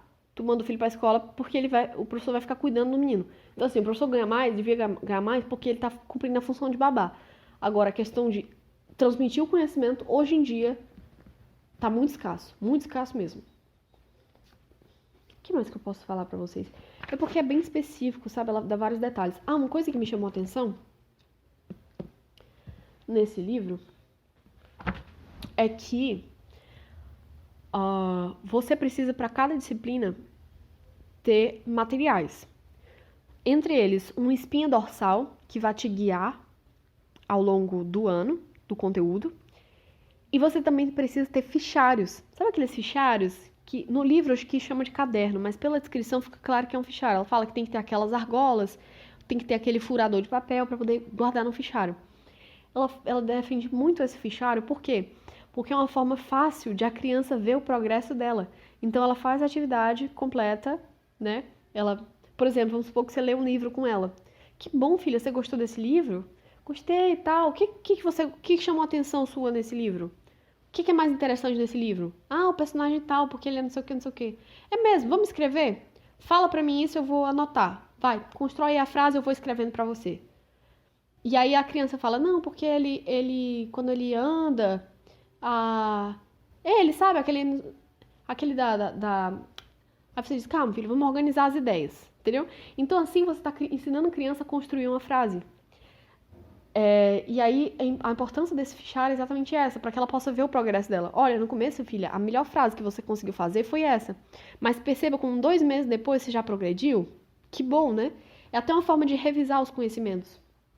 Então ela fala que tem que ter um fichário só para leituras, para ela fazer resenhas dos livros que ela lê. Tem que ter um fichário só para matemática, tem que ter um fichário só para história, tem que ter um fichário só para ortografia, gramática, para que ela possa não treinar e não perder os trabalhos, entendeu? E também você pode tirar fotos dos projetos que ela fizer e colocar lá, para poder ficar salvo e eternizado ali. Isso também é muito importante, gente, porque assim, a gente tá no Brasil, né? Você pode ser preso por abandono intelectual, porque tecnicamente seu filho tá abandonado porque ele não tá indo pra escola. Esse lugar ótimo onde a gente aprende tantas coisas, né? A gente tem que provar que não tá abandonando nosso filho, sendo que ele tá longe do lugar onde se abandona intelectualmente as pessoas que é a escola. Mas enfim, é bom que tudo seja registrado, que todas as atividades sejam registradas, que você tenha fotos de tudo, pra exatamente, caso você seja denunciado, você tire fotos. Aliás, você tem as provas de que você estava educando seu filho, né? Você tem a coragem de chegar, tá aqui, todas as evidências. Meu filho estava aqui dia tal, fazendo a prova tal, tá aqui a avaliaçãozinha dele, tá aqui a tarefinha tal. Podem elaborar qualquer prova que for sobre o tema tal, ele faz. Então, assim, é importante até juridicamente falando. Mas uma coisa que também me chamou bastante atenção porque a gente já espera, né, que se exija bastante de leitura nesse seu currículo. Mas a coisa que me chamou bastante atenção é que uma das coisas mais relevantes que ela fala é que a escrita e a leitura e a fala estão muito mais separados do que a gente pensa. A língua escrita é radicalmente diferente da língua falada. Tanto que basta você assistir uma entrevista e depois tu ver a transcrição da entrevista. Dá muito trabalho tu transcrever uma entrevista, porque às vezes uma frase falada, que soa bonita e erudita, não fica bonito no papel, não fica bonita escrita, não faz sentido, fica meio ilógica. As nossas pausas na fala, as nossas repetições, as nossas ênfases, né? Às vezes num discurso você usa a mesma palavra várias vezes, na escrita fica feio você usar a mesma palavra várias vezes. Mas enfim, qual é a argumentação dela? É que a língua escrita ele é um novo idioma, por isso que a gente estuda ele tão exaustivamente. Por isso que a gente estuda muito a língua escrita. E aí o que ela fala? Existe um problema que muitos pais não reconhecem, que muitas escolas não reconhecem, que é o desenvolvimento motor da criança. Uma criança de 6 anos pode não estar pronta para escrever ainda. É isso que a gente não aceita. Não, de que 6 anos a criança tem que saber ler e escrever. E aí você fica limitando a leitura da criança à escrita. E ela fica impedida de ler, de desenvolver uma fluência na leitura por causa do processo natural do desenvolvimento motor dela, a coordenação motora fina que ela tem na mão. E aí você exige que a criança leia o livro, e todo livro que a criança lê, ela tem que fazer uma tarefa sobre o livro. Aí você compra o livro que já vem com as questões que você tem que fazer, ela tem que fazer a tarefa. Então, ou seja, ela só vai ler outro livro quando ela terminar de fazer a tarefa. E é o que acontece, a mãozinha dela dói, ela fica irritada, ela fica estressada. Ela não vai mais ler o livro pelo prazer do conhecimento, não, ela vai ler o livro que já tem uma tarefa depois. Então, assim, quando você coloca muitas tarefas, que é o que a escola faz, tipo assim, tu passa 50% do tempo aprendendo e 50% do tempo fazendo uma tarefa mecânica, motora. Especialmente as crianças de tenra idade, de 6, 7 anos, 5 anos é muito irritante para elas ter que escrever, porque dói a mãozinha. Porque é difícil para ela fazer as letras. Então, é claro, a criança de 5, 6 anos, ela tem que ter o treinamento de caligrafia para ela aprender a escrever, aprender a diferenciar a letra maiúscula, a minúscula, aprender a fazer os símbolos. Isso vai facilitar o processo de alfabetização dela. Ela saber diferenciar, saber que o D se escreve assim, o T se escreve assim. Facilita no cérebro dela para ela diferenciar uma da outra. Mas você não pode fazer como muitos fazem, ancorando a leitura à escrita. Por quê? Porque a criança pode ler um texto muito complexo, mas ela pode ler um livro de 20, 30 páginas, mas ela pode ser capaz de escrever só uma ou duas frases, sem cansar. E o que a Susan fala? Vincular o treinamento da leitura a tarefas de desenvolvimento da caligrafia pode retardar o processo na leitura. O progresso na leitura, aliás. A maioria das crianças de 5 anos é capaz de aprender a ler, o que não significa que queiram fazê-lo. Uma criança que faz muxoxo, reclama e protesta toda vez que você se aproxima com uma cartilha, não está demonstrando falta de prontidão para a leitura. Ela está apenas sendo uma criança de 5 anos. São raras as crianças que querem fazer algo que não conhecem e envolvem trabalho. De fato, nós ainda não encontramos uma única criança de 5 anos a quem pudéssemos convencer a voltar seus olhos para metas de longo prazo.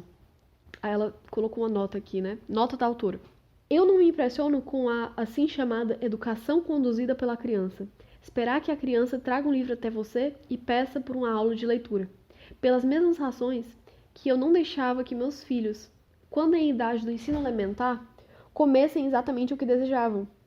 As crianças em pequena idade não entendem com facilidade que comida de verdade não é somente melhor para a saúde delas do que um saco de jujubas, como também mais satisfatório a longo prazo.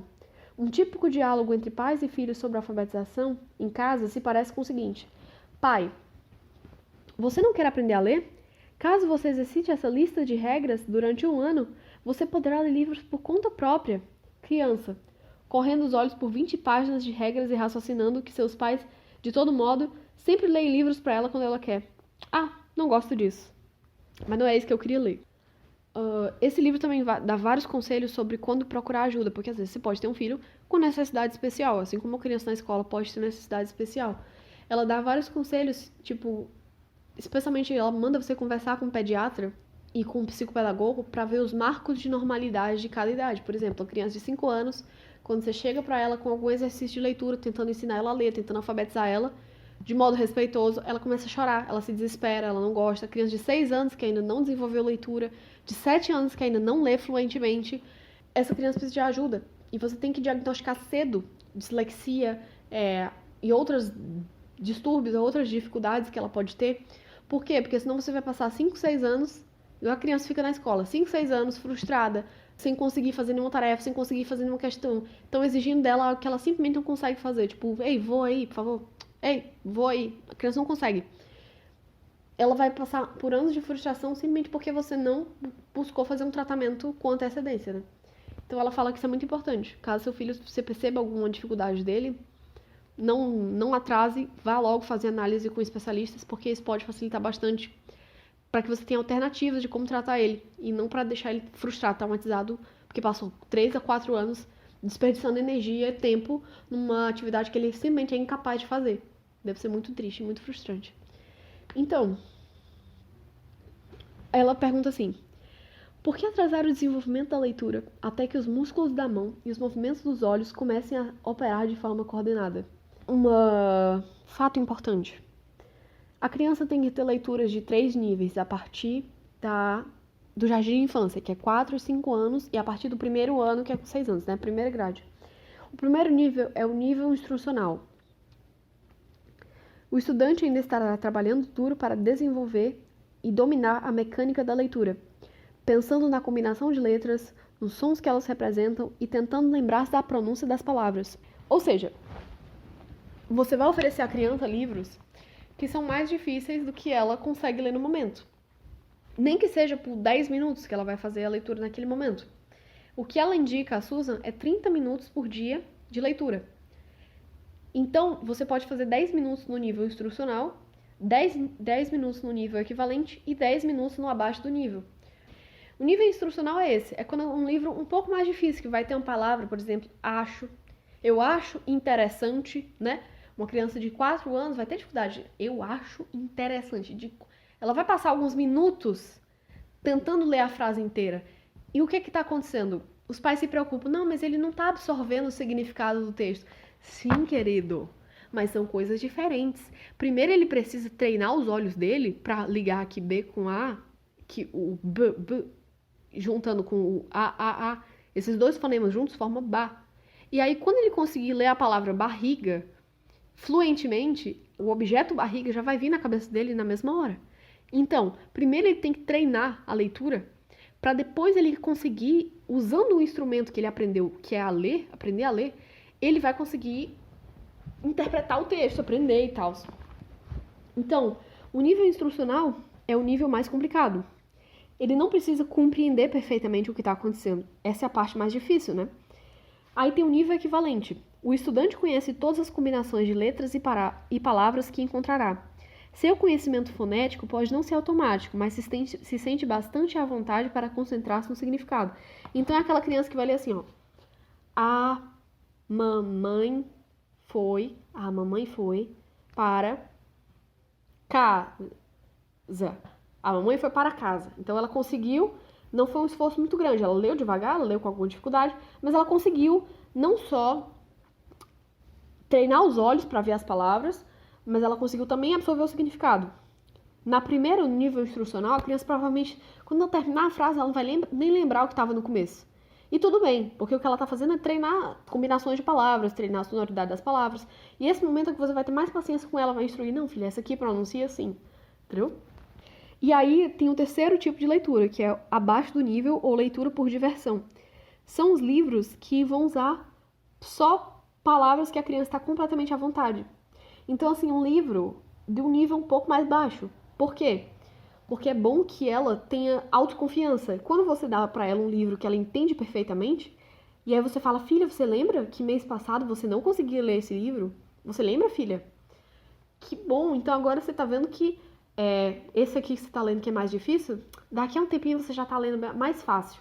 Então isso vai gerando uma autoconfiança na criança. E é bom que ela tenha momentos prazerosos de leitura. Então nessa hora você vai dar um livro super colorido, um livro super alegre. Por quê? Porque ela não vai associar o livro só com trabalho, com dificuldade, com desafio. Ela vai associar também com prazer. Então isso é muito importante, tá?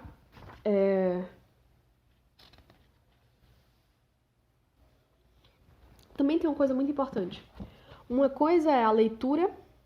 Isso aqui são duas disciplinas diferentes. Esse também tá me deixando muito confusa. Porque as grades que ela divide são grades que a gente não está acostumado.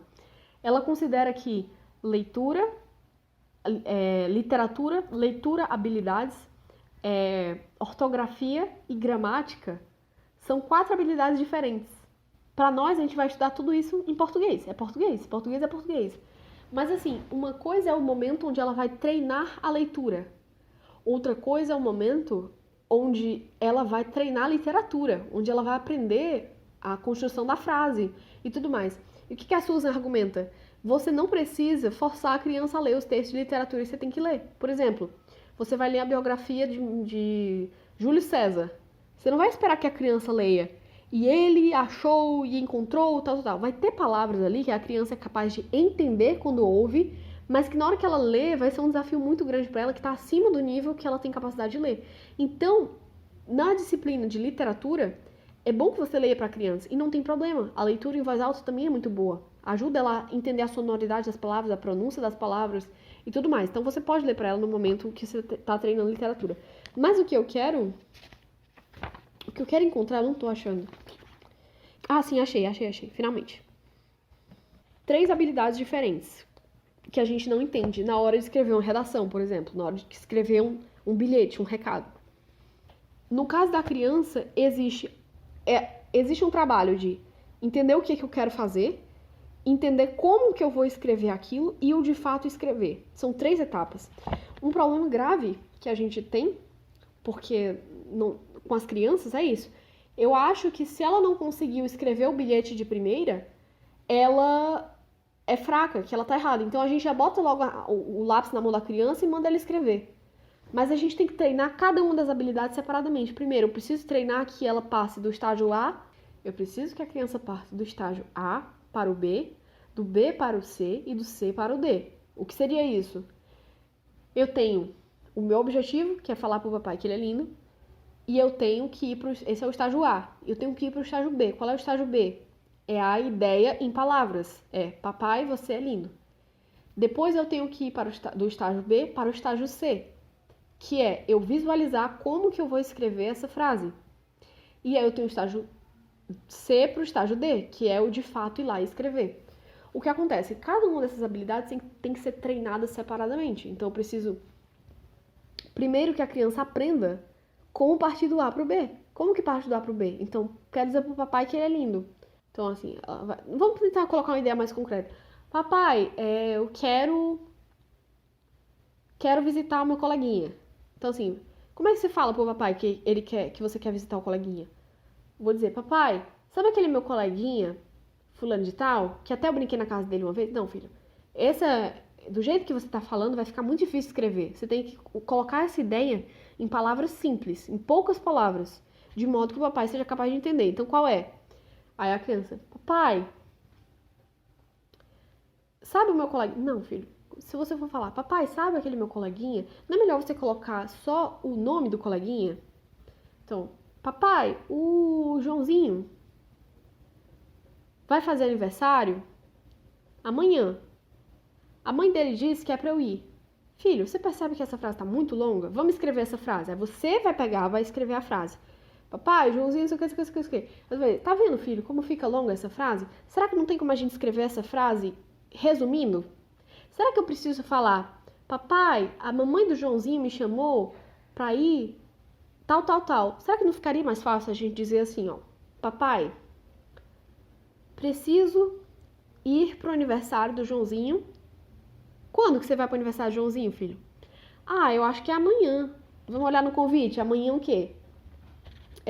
18 horas. Então, papai, preciso ir pro aniversário do Joãozinho amanhã, 18 horas. E aí? Você falou isso pro papai, mas o que você quer dele?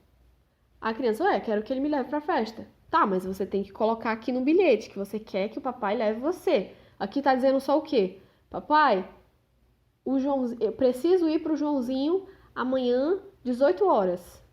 Não tá dizendo que você quer ir, que ele precisa levar você. Então você tem que dar uma ideia completa, filho, pro papai não lida só no bilhete, que ele seja capaz de entender o que você quer. Então, você pode, o senhor pode me levar?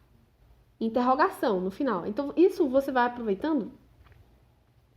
Olha, perceba, a criança ela tem dificuldade de ir do A pro B.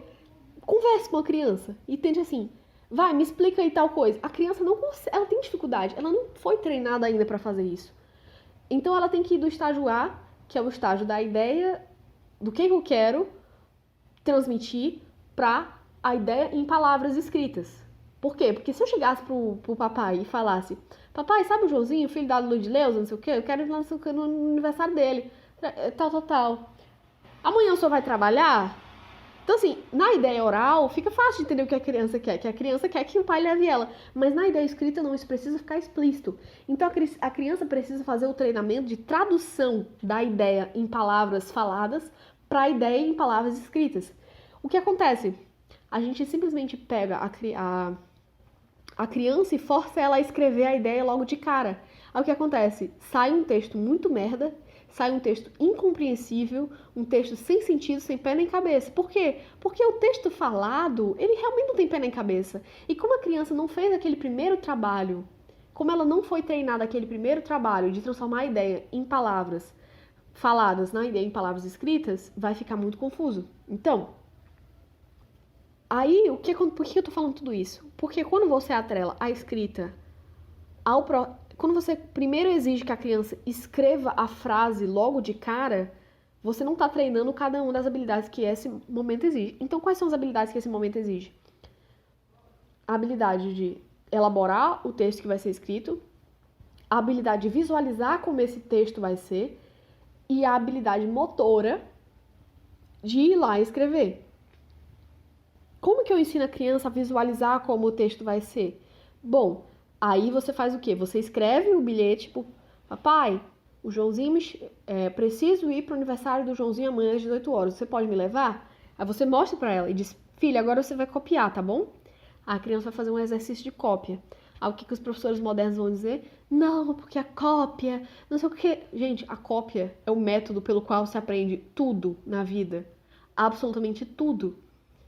O exemplo não é a melhor forma de ensinar, o exemplo é a única. Você acha, não é para copiar não, é para ele mesmo descobrir as próprias impressões e tal. Sim, tudo bem, então você quer ser operado, fazer uma cirurgia com o médico que descobriu pelas próprias impressões, ou você quer ir pelo médico que leu toda a literatura médica, que fez prova, que a exaustão decorou cada utilidade de cada um dos remédios, decorou a bula de cada remédio. Você prefere ser operado por qual? Você prefere ser operado pelo médico que assistiu 5.000 cirurgias? Por exemplo, é a primeira cirurgia do médico. Você prefere ser operado pelo médico que assistiu um médico experiente fazendo 5.000 cirurgias ou que não assistiu ninguém? Que não viu nada, então chegou lá de primeira. Claro que você prefere aquele que viu, porque aquele que viu tem a oportunidade de copiar a receita que dá certo.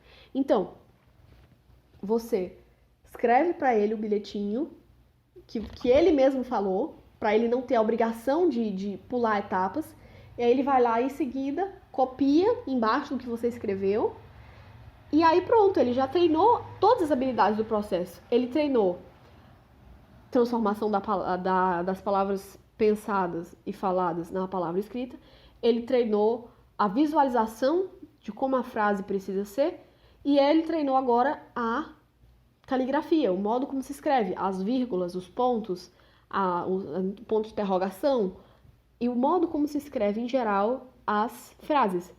O que acontece? Esse processo vai se tornar automático. E uma vez que você teve o cuidado de ir etapa por etapa, quando seu filho tiver 18 anos, ele escreve uma redação do Enem em 20 minutos. Porque ele não precisa ficar pensando qual frase que vai ser não sei o que, com assim, assado. Entende? Então, existe o treinamento. Existem esses 4 treinamentos, né? Segundo elas. O da leitura, literatura. Aliás, o da leitura, habilidades, que é a criança aprender a ler de fato, né? Aprender a fazer conexão de palavras, aprender a ler fluentemente. E aí tem a gramática e tem a ortografia. E aí o que acontece? Na gramática e na ortografia, a gramática, o que é? Ela aprendeu o funcionamento do idioma em geral. Então tem um verbo, tem um predicado, o que é que vem antes, tal, qual vai ser separado com vírgula. E a ortografia é a escrita correta das palavras. A escrita em si, a escrita, o trabalho manual mecânico de escrever, ele está diluído entre todas essas habilidades. Por quê? Porque quando a criança está fazendo uma leitura de um livro, você pede que ela escreva, faça um desenho sobre o livro e faça uma legenda. Só que a ênfase que o livro dá é que não se coloque a escrita como um parâmetro fundamental primário desde os 5 anos. Por quê? Porque a criança vai associar o processo de aprendizagem com o sofrimento da escrita, porque é difícil para a maioria das crianças. Agora, claro, se seu filho tem super facilidade de escrever, já nasceu um pintor, sem problema, você pode atrelar sim, mas compreendendo que são habilidades diferentes que precisam ser trabalhadas uma a uma.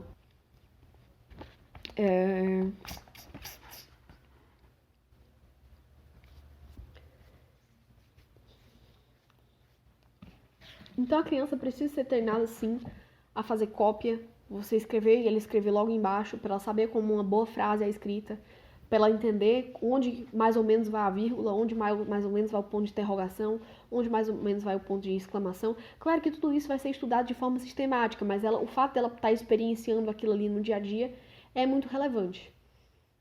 Uma coisa que também me chamou a atenção, que é uma ênfase muito importante desse livro, é a educação mais focada em palavras do que em imagens. O que acontece? A gente tem muita facilidade de colocar uma fotinha nas coisas.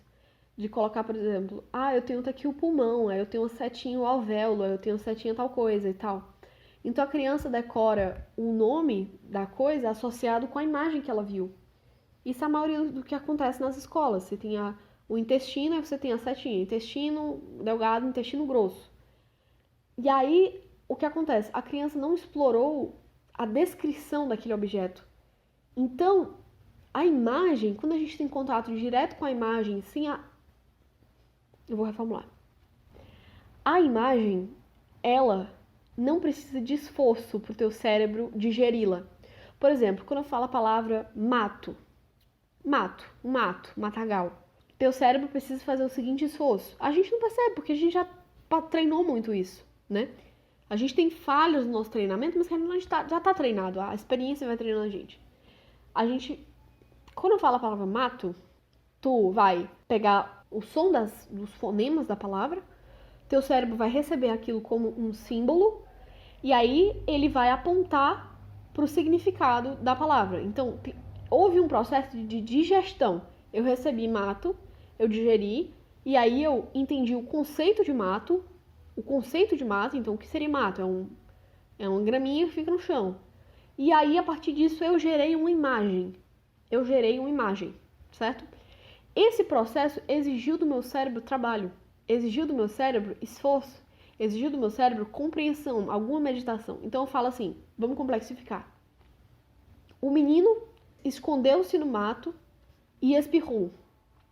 Então vou ter que lembrar, o menino, pessoa do sexo masculino de tenra idade. Claro que eu não vou fazer, uma criança pequena não vai fazer essa definição, mas assim, na cabeça dela ela vai entender, porque é um menino.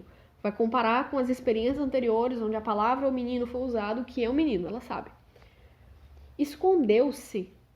Esconder é ficar atrás, é se ocultar. Ela vai pensar, não é que ela vai pensar racionalmente como um dicionário, mas assim, como a gente faz, escondeu-se. Esse processo natural entre o momento que tu ouve a palavra e o que tu de fato entende o que ela quer dizer naquele contexto. Escondeu-se no mato. Então eu lembro, mato, grama e tal. Então eu posso até imaginar um menino se escondendo no mato. Mas a minha imaginação do menino se escondendo no mato foi uma digestão que aconteceu das palavras que eu ouvi. Então, quando você lê o livro, é isso que acontece. O menino escondeu-se no mato. Quando a mãe lê essa frase para o menino, para a criança, quando a mãe lê a biografia do fulano de tal, ela é obrigada a digerir as palavras. Agora, quando tu mostra o filme, simplesmente, ao invés de, tipo assim, um videozinho sobre o processo de digestão do sistema digestório, a criança vai lá e vê o vídeo. Aí ela vê a comidinha passando e tal. O que acontece? Ela não precisa refletir sobre nada que está acontecendo. Ela está vendo literalmente a comida passando. A imagem já se formou automaticamente na cabeça dela. Ela não precisa pensar, então o esôfago e tal, olha aí a glote abrindo e tal, como a professora... Não, ela não pensa nisso. Ela só viu. Então ela não precisou fazer um processo de digestão das palavras para chegar na imagem. A imagem já veio pronta. É por isso que a educação clássica, ela preza muito mais pelas palavras do que pela imagem. Claro, a imagem é um recurso importante. Eu ter 5 laranjas mais 3 laranjas vai dar quantos laranjas? Tudo bem. A questão é, a descrição das coisas é necessária. que a criança descreva, o que aconteceu nesse vídeo, onde a comida está passando no sistema digestório. Você viu essa parte aqui? Como se chama essa parte aqui? Glote. Eu quis pensar alguma coisa acontecendo. O que acontece, gente, no sistema digestório? Nem eu não sei, Dantes. Zoas. Tem a passagem do estômago pro duodeno, né? Que é a parte inicial do intestino. Nesse momento, não sei como é que... Vamos imaginar que tem alguma válvula em algum lugar. Aí eu mostrei no vídeo pra criança. Eu falo, qual é o nome dessa válvula aqui? É o escambau. Não sei como é o nome. Mas enfim, ela vai dar um nome lá do negócio. Aí eu vou dizer, o que tá fazendo? Tá abrindo, né? Pra quê? Pra passar a comida. Então o que tava acontecendo com a comida aqui no estômago? Tava recebendo ácido e tal. Então eu forço ela a usar palavras para descrever as coisas. Isso facilita não só na hora de decorar, mas isso facilita de fato na compreensão geral das coisas da vida. Isso é muito importante para que ela possa sair do estágio gramatical e entrar no estágio lógico. Né? Não adianta eu só decorar, eu também preciso digerir a informação. Então, a partir do momento que você aprende primeiro, decora o processo de digerir as palavras, digerir o que está acontecendo, quando você é treinado para compreender, o treinamento para compreender as coisas facilita que você também parta não só da compreensão para a reflexão. E por último, que você parta da compreensão para conclusões, para você mesmo chegar às suas próprias conclusões. Então, outro fato importante sobre a educação clássica, especialmente o método do Trivium e o método abordado nesse livro, que eu acredito que eu vou seguir parcialmente, porque também não é obrigado a você seguir tudo, você pode fazer sua própria grade curricular de acordo com o que se adapta melhor para você, para o seu filho, com a sua realidade material. É o seguinte, você vai estudar, por exemplo, história, você vai estudar os mesmos fatos várias vezes. Por exemplo, no primeiro ano da criança, na primeira grade, vamos estudar sobre a história da antiguidade. Né? Nos 4 primeiros anos vai ser assim: antiguidade, idade média, idade moderna, idade contemporânea. Na verdade, no livro ela faz uma divisão ligeiramente diferente. Antiguidade, idade média, até a Renascença.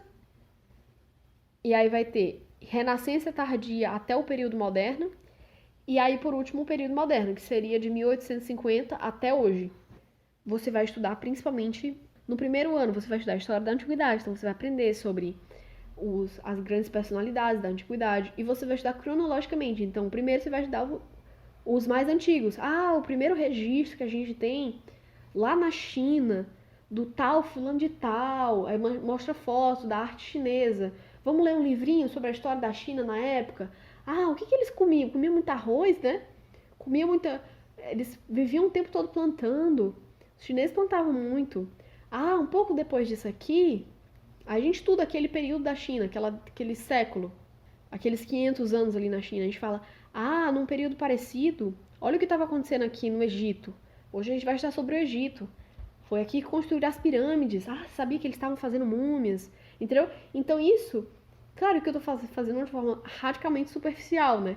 Mas a sua intenção na história é criar um senso de conexão entre as épocas, os lugares e os fatos. Então, é importante para o estudo da história que você tenha um globo terrestre e um mapa menor para que a criança possa colorir. Você pode imprimir o mapa para que ela venha colorir.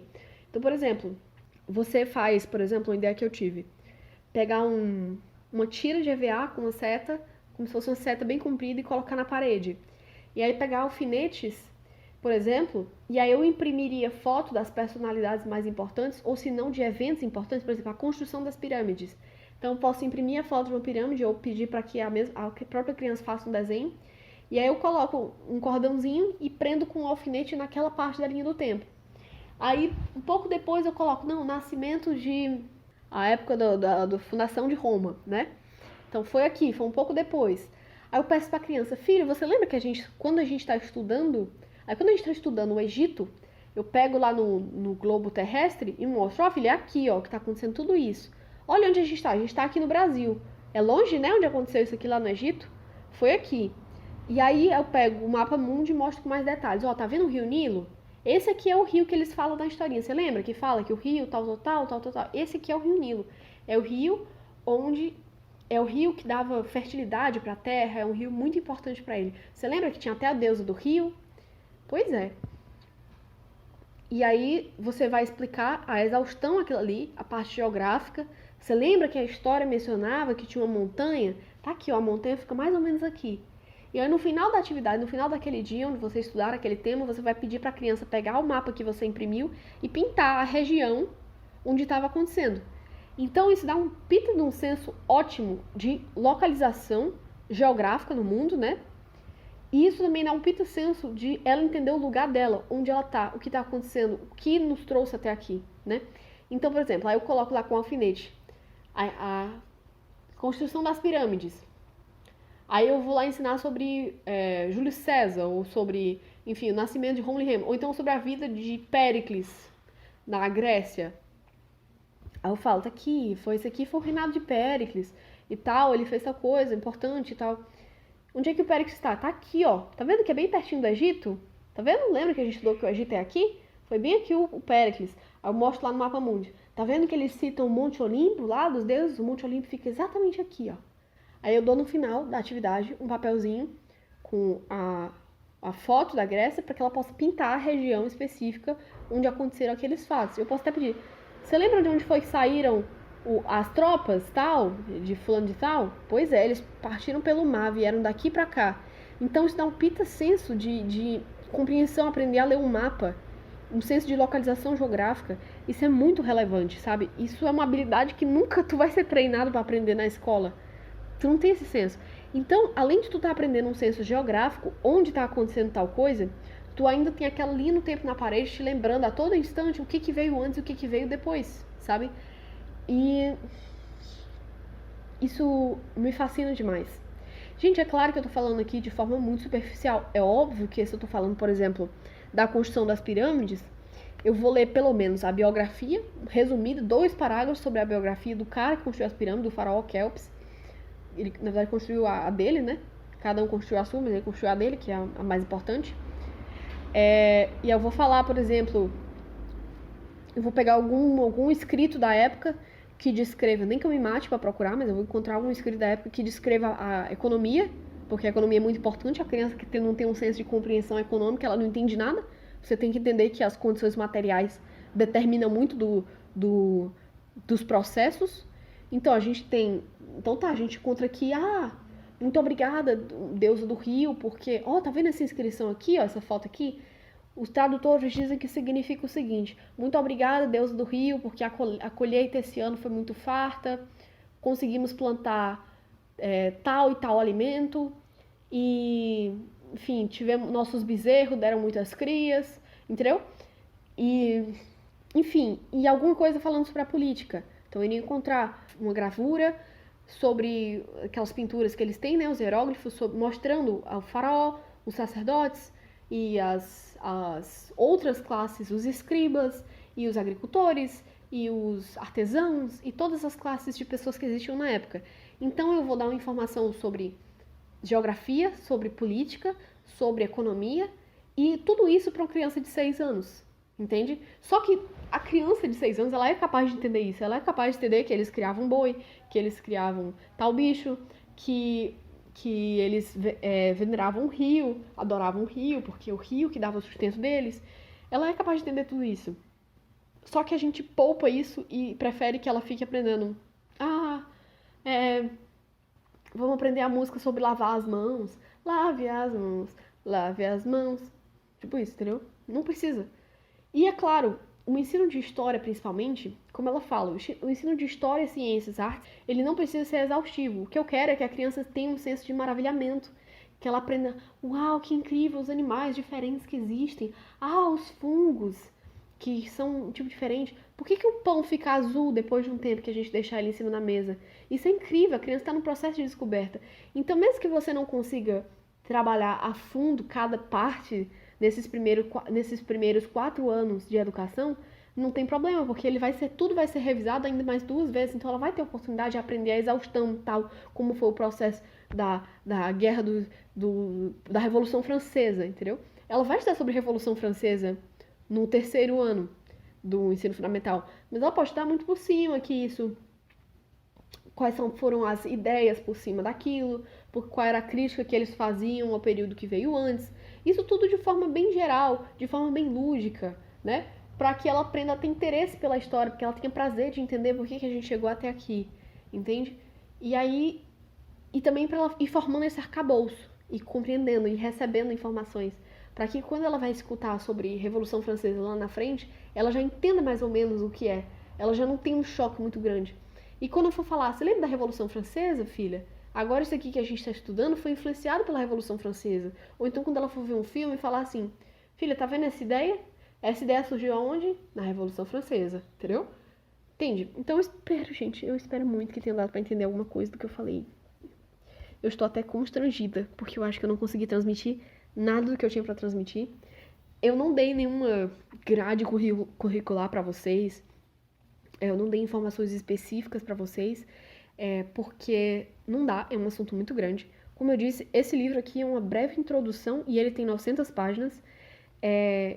E me desculpem qualquer coisa, eu sei que algumas coisas não ficaram tão claras, eu só espero que tenha conseguido dar uma noção geral de por onde começar para você se decidir se é isso mesmo que você quer, né? E esse podcast que eu fiz foi exatamente pra gente trabalhar essa nossa nova mentalidade.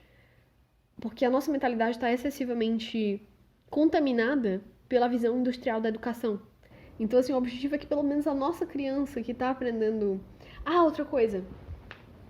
Elas falam bastante que a matemática não deve ser vista como uma disciplina, e sim como uma linguagem, porque a matemática é uma linguagem, a matemática não é uma ciência, ela é uma linguagem.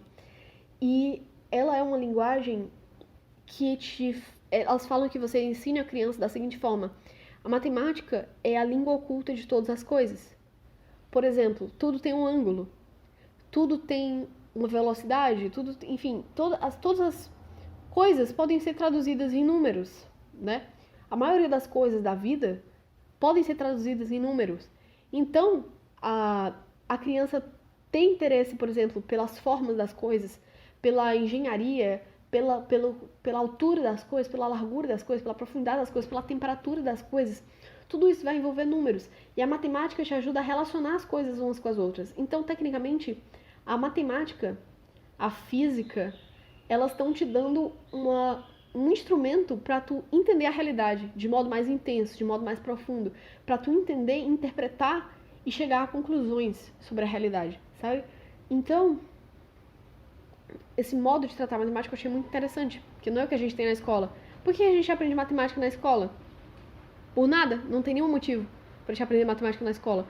Mas no homeschooling, a motivação é clara. Filho, eita pleura, tá chovendo e tem alguém na rua, uma beba gritando. Essa beba é feliz, tá tomando banho de chuva. Mas enfim, gente, é isso. Obrigada, perdoem. Valeu.